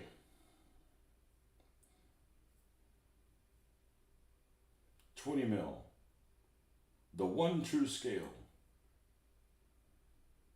Okay, so they make this 25-pounder with quad tractor. And they also make, this is the carrier I was talking about, this Lloyd carrier. I don't know anything about that.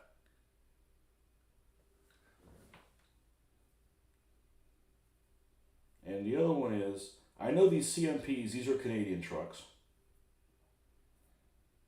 Not there's anything wrong with that.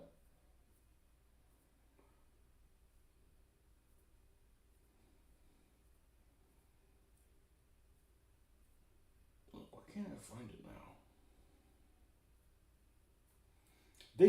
They make a Morris tractor. Or somebody makes a Morris tractor with 25-pounders.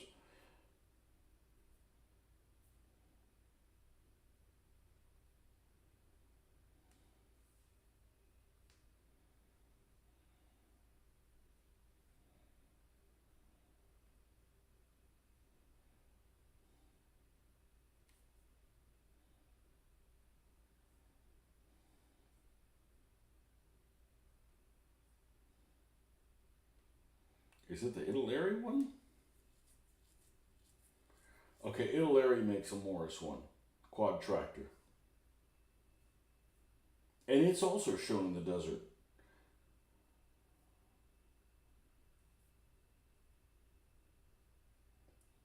Okay, the Airfix one's is a quad. Okay.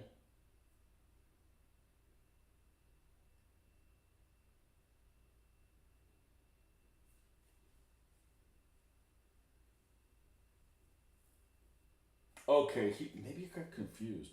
Here's one with a CMP. So the Plastic Soldier Company makes a CMP quad tractor. I guess maybe its front is different.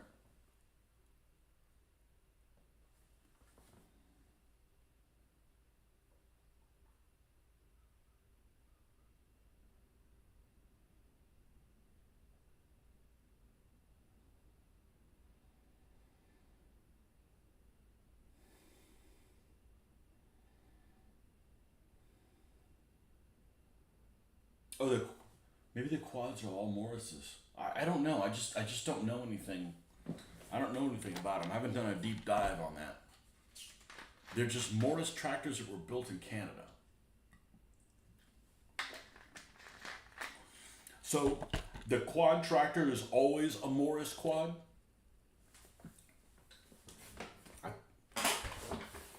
You know, like the one that Tamiya made. You know, I never built one, but I didn't have that many. I didn't have that many Tamiya things. I didn't have that much 35. Not by today's standards. Okay, we still haven't found that. All right. Okay, it's not there. It's not there. It's not there. Is it here? No.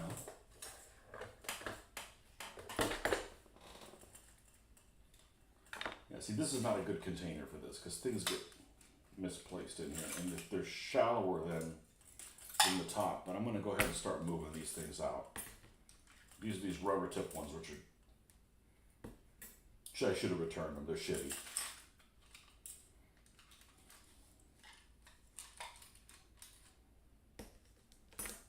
I need to modify them. I need to cut some of the rubber off so they just touch at some point.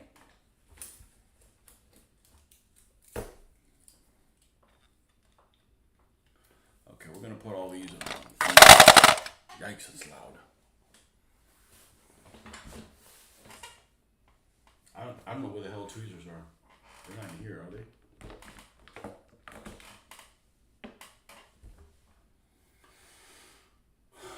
Bloody L.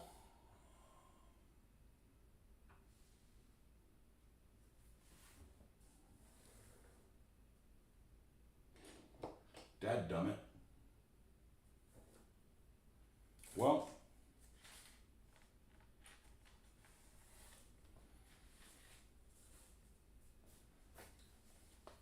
hey GB, what's up? The Lloyd carrier was the preferred prime mover for the 6 pounder. The Universal carrier started to get tow bars from the Mark II onwards, and then was capable of towing the 6 pounder. Okay, mine has tow bars, yeah.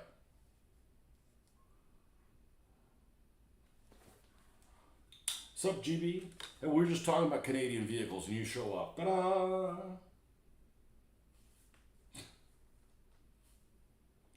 Yeah, just trying to find out what's going on with the...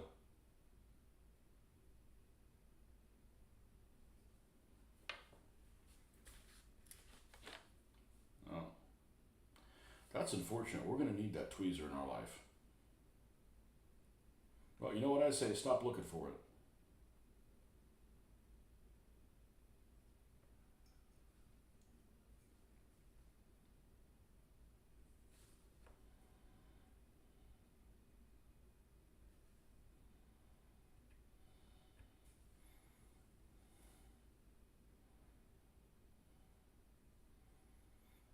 And if I can't get on with this thing, then we're just going to...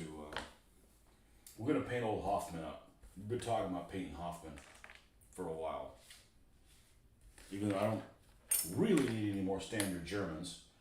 Well, I could always use more standard Germans. You just need other people to fight them. Your ears are burning.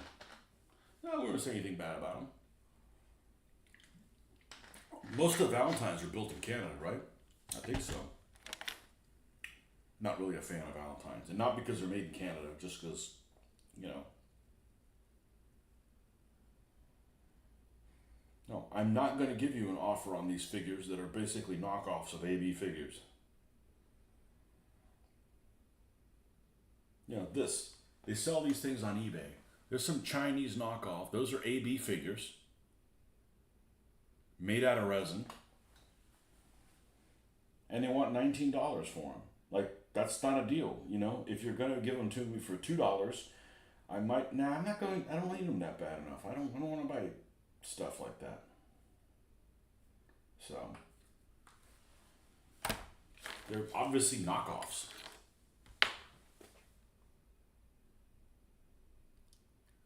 YouTube, the lake soups. The lake soups.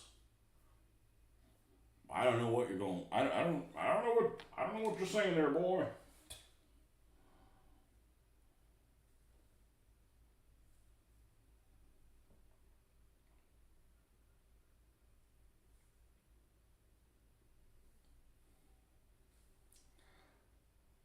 This magnetic one sticks fine. Maybe there's a bad batch of magnetic stands. Of the magnetic stickers. Just a sticker on them. I don't know. Okay. Let's paint one of these bad. Let's get this guy off the table. I told him I was going to paint this guy a long time ago. So, let's do a couple things here.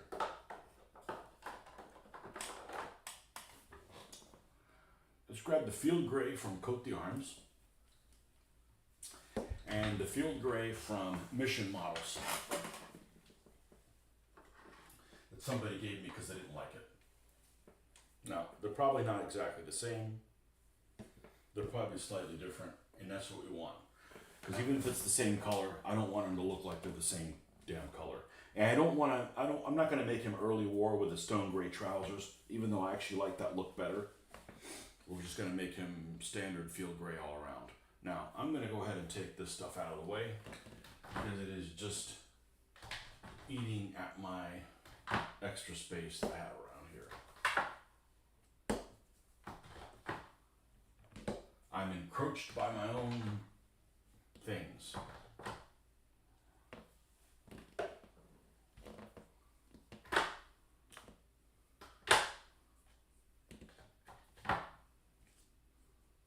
No, we'll need white and we'll need black. Now all my other Germans were all painted with Games Workshop paints. Because at the time, those are the best quality ones they were. You know, the same as these Coat the Arms. Same maker. Me. I was like, here, no, I don't know where they are. I don't know. They'll turn up. It's really disheartening that I had 12 different sets of tweezers, but only one I like to use. Well, only one of them goes to a point. You know, that's what you need it for.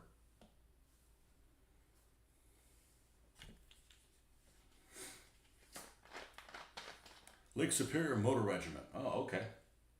Some of the CMP quads were built by Chevrolet.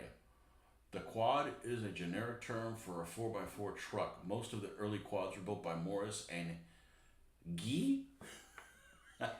Find it funny when Chinese made knockoffs of other Chinese made products. Yeah. Some people have no honor.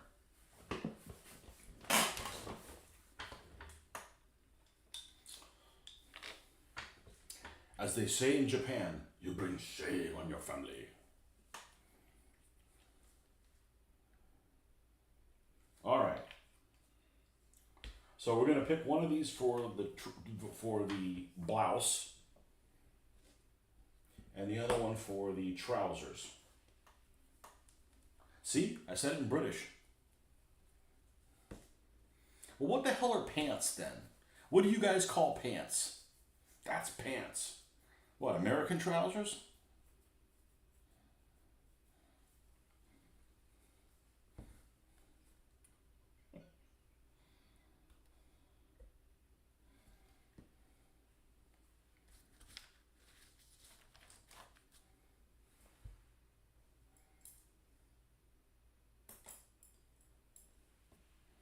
That's pants. Well, what is that?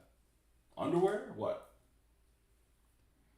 Maybe you guys don't use pants. Underpants. Oh, so pants are not used by the Scottish.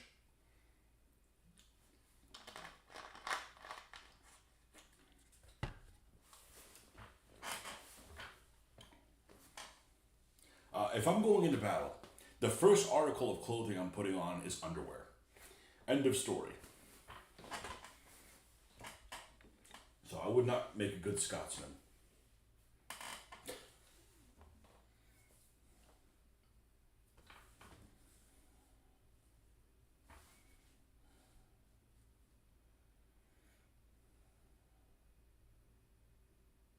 Do men in Scotland put on underwear to sleep in, or they just don't wear it at all?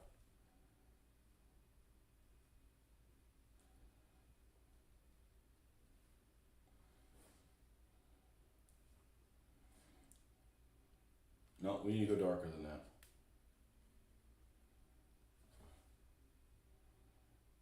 We haven't even painted this guy, and we've already named him. Now, the only good thing about painting this guy is this is a really old Mark I Drew's Militia figure that is long out of production.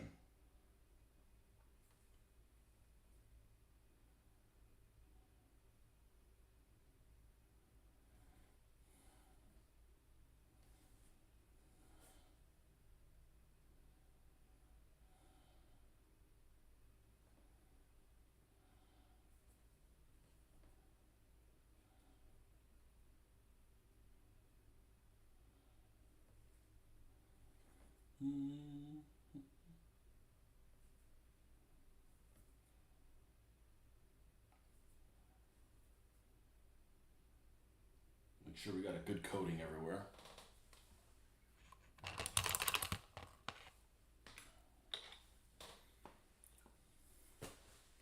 I heard a Ford factory in Germany was taken over when the war started and made a buttload of trucks for German. Curious they gave the Fords the Ford name. Good tip when wearing the kilt is to wear a cricketer's box.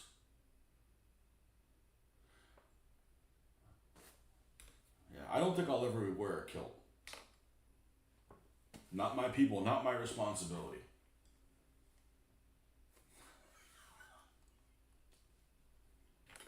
Well, I know that those GAZ trucks were basically Ford trucks built under license, but I doubt communists would pay Ford for the licensing on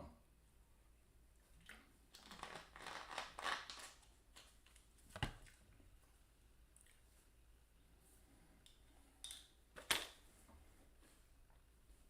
That's just a guess.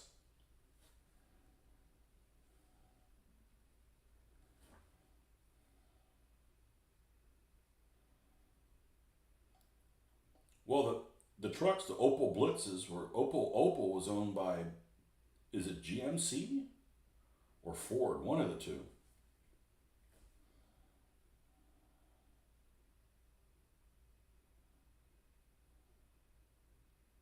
I remember back in the day, I wanted to get a German truck in 1/35th scale, and the only model you could easily get in the early '90s was the Tamiya Kruppprotz, and the Kruppprotz never appeared in any, back before the internet, didn't appear in any reference books for them in use. It was always Opel Blitz this or that, and you never could find a picture of a Kruppprotz truck in action. And if you look at, I have two of them from Lizard's Grin, and they look like ass. They look like somebody stepped on them. Let's put it that way. Yeah, they're too flat. Like they've got kind of a fun nose, and what's a fun nose? I don't know. Look at a Kruppprotz. It's kind of interesting. But the ones I have are really, really flat. They don't even resemble it, so probably not going to use them. But I got them a long time ago. And yeah, I got them because they were cheap. Dumbass reason. But you couldn't find any references of them used. And if you look up, where they were used, it's basically an early war truck that I think was actually made like in Czechoslovakia. It was made, or Austria. It wasn't made in Germany. It was made on one of the other countries. And they'll say, used in the early campaigns and North Africa. I've never seen a picture of a Kruppprotz in African gear, in African colors. Never.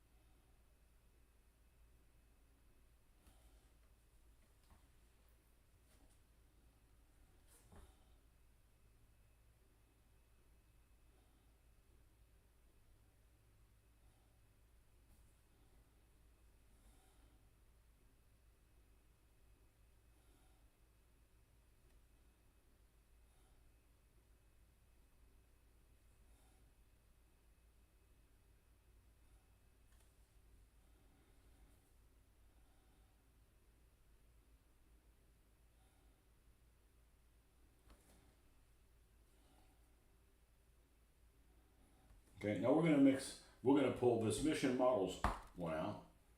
Aren't these from Arizona? California, same thing. Burbank.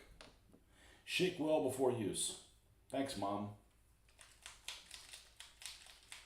Oh, it looks like I added something to it. I have a feeling this one's kind of watery. And we're going to add a hint of green if this looks almost exactly the same.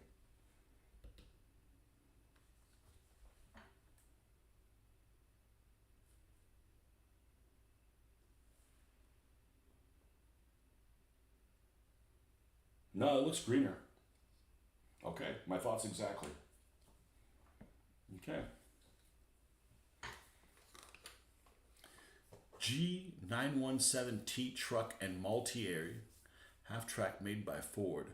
1/3 of German vehicles by 1943. You're saying that what's the GT917 truck? You talking about the Opel Blitz one? 1/3 of German vehicles. What's the other third? Stugs?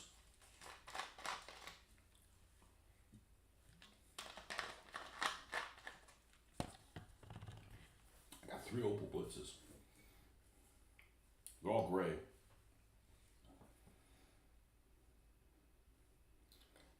You know, I'm sure that they still used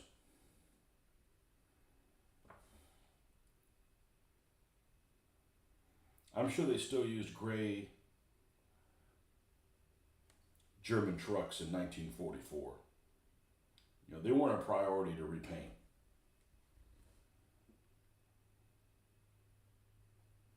You know, because they're not in the front lines, hopefully. If German trucks in the front lines, somebody did something wrong. Somebody's not doing their job.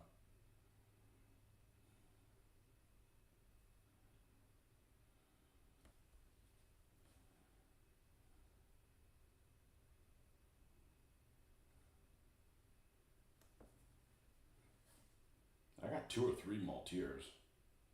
I think 2. They're over in their garage to paint up, to repaint. They actually have a nice paint job on them, but sorry about that. We're going to have to repaint them.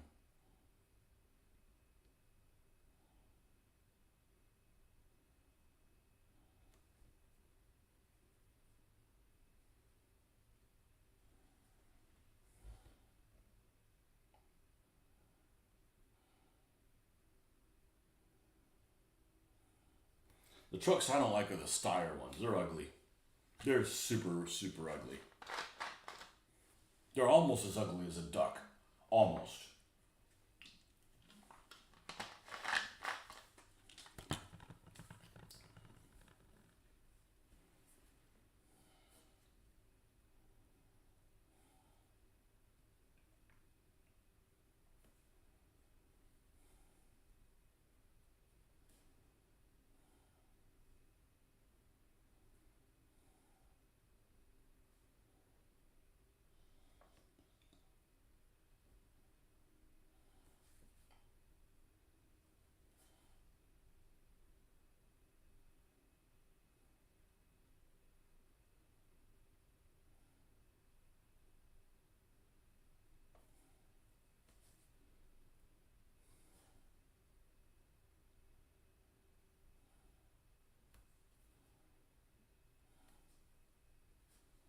These figures that have heavy detail on them, like the white metal figures, paint quicker than like the plastic figures.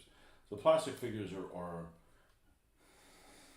have more subtle detail on them, so you kind of have to invent a lot of the stuff that you're going to see, so to speak.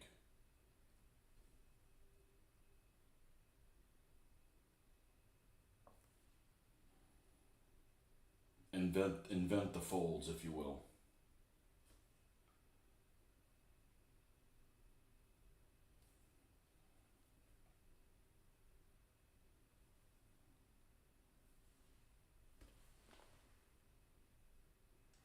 Yeah, they were Ford trucks under license, but I doubt they paid them for the license.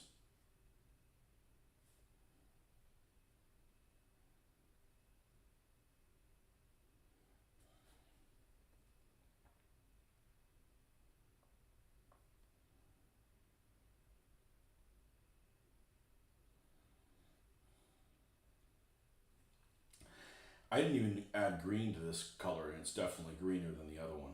That's cool.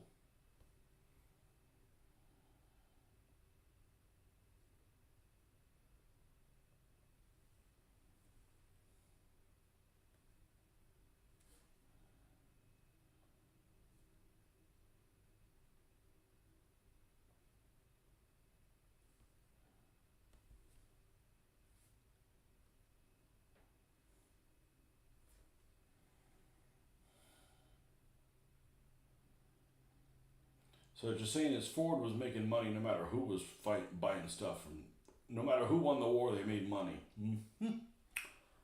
There's your problem.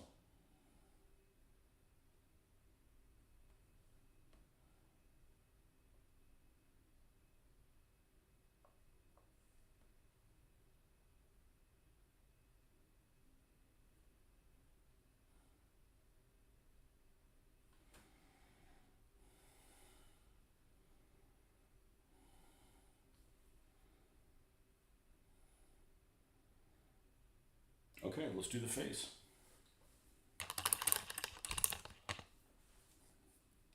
Do them in the face.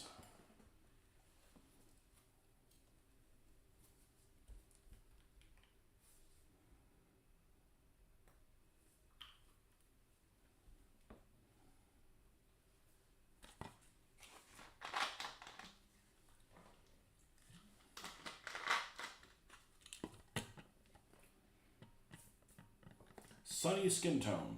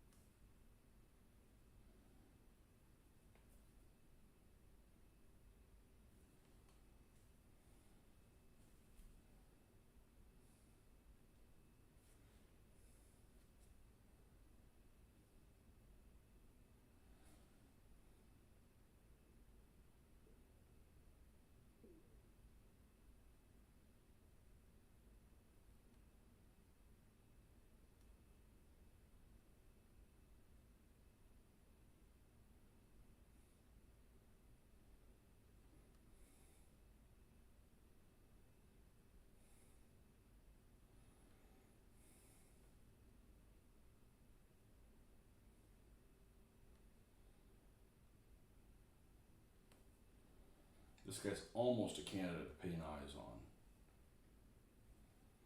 I may actually paint eyes on him. This has got enough of a gap there that it's gonna look, if you don't paint eyes on him, then it basically looks like he's got meat colored eyelids, meat colored irises.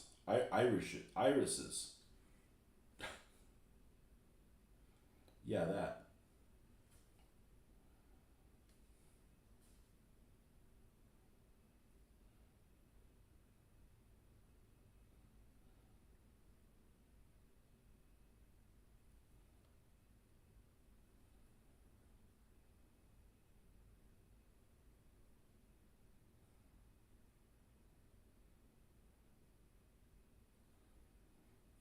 Got kind of a grump face on. Almost kind of looks like his mouth almost looks like one of those samurai pictures. You know, traditional samurai, almost like, you know, like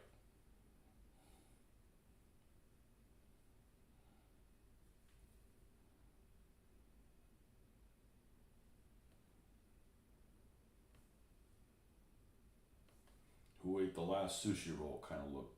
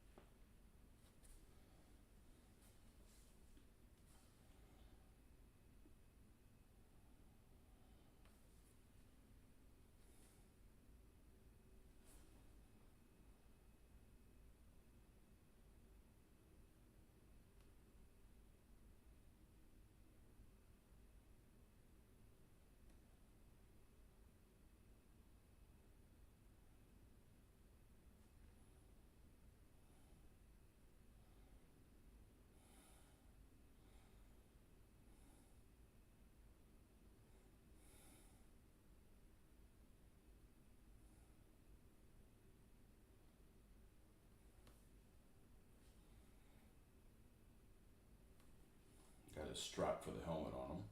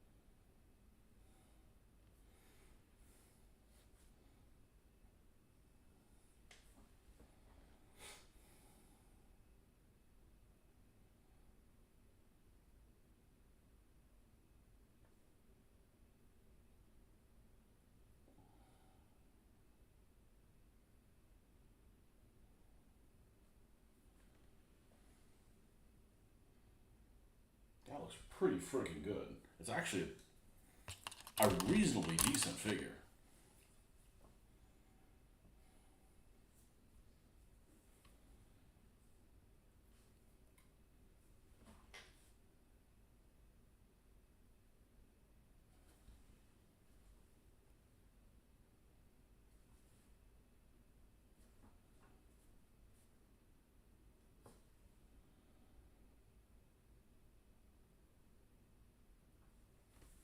Let's not do this. Let's use a different brush.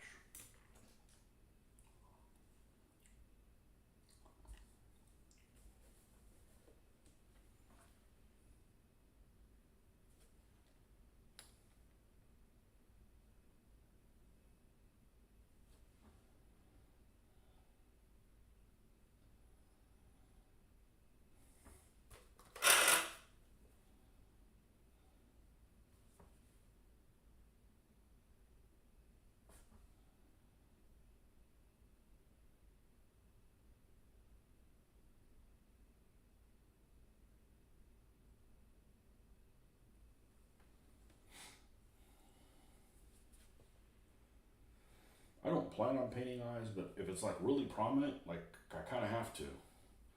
I don't really have much of a choice.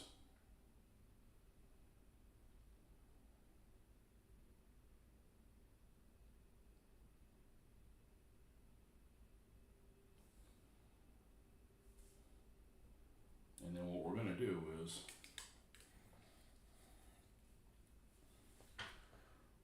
we're gonna do a really thin vertical stripe on them.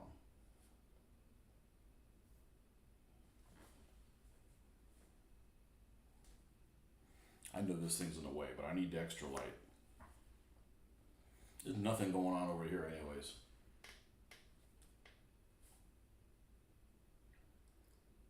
You don't need to check out the earrings I don't have. Well,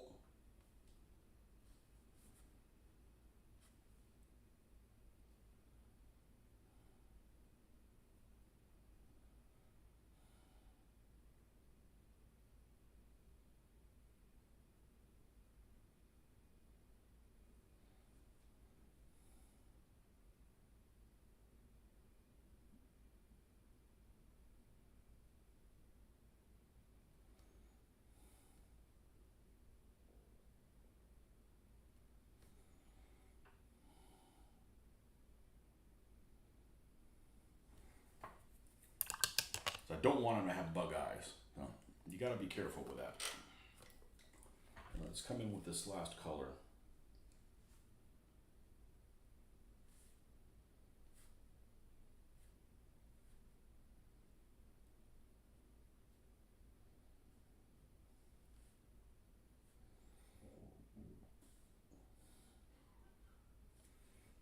And clean that up a little bit.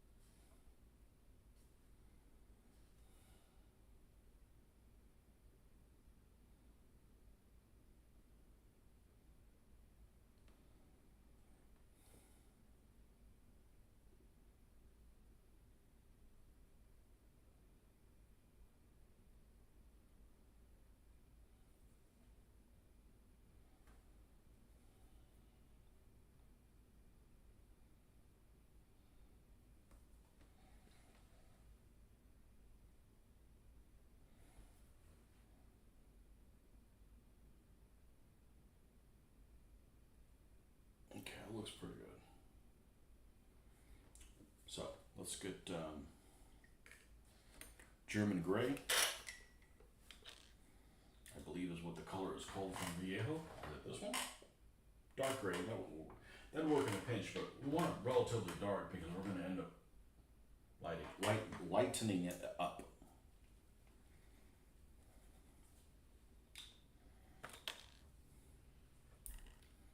Lightening.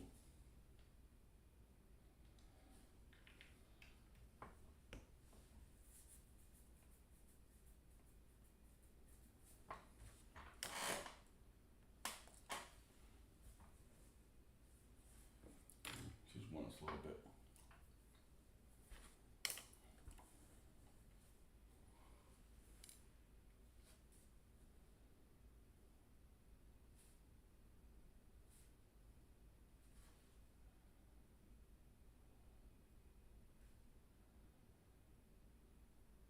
And no, I'm not putting those little decals on the side of them. I don't actually like the German helmets with decals on them. They look ridiculous.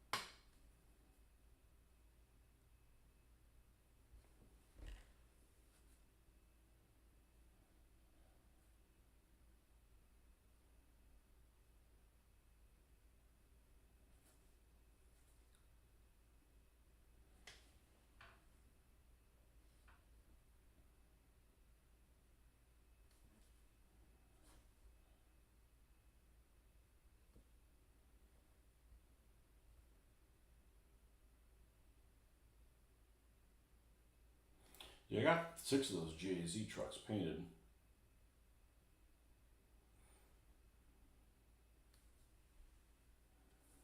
They're an ugly vehicle. But then, the Ford vehicle is an ugly vehicle too.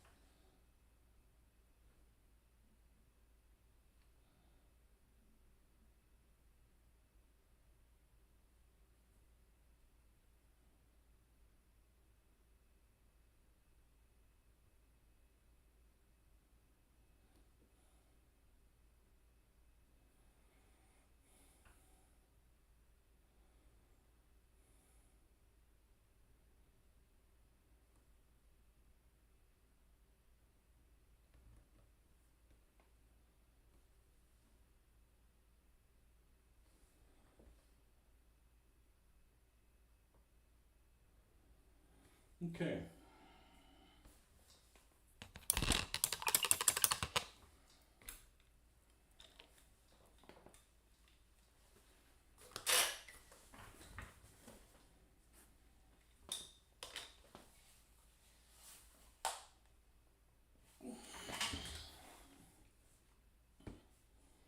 He's got an MP40. He's got the magazine pouches for the MP40. He's got that little thing that you use with the machine gun, the little grab holder to do the quick change on the barrel. That's on there.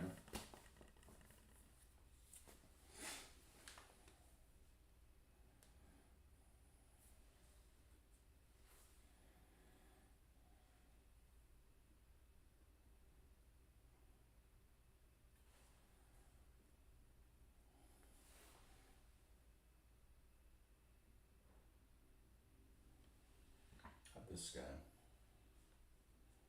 Yeah, it's definitely more realistically shaped. These white metal figures definitely are chunky. So I'm gonna go ahead and I gotta go take care of something, and we're gonna cut this one for the day, for this morning, anyways. And we'll see you guys maybe later on. All right, folks.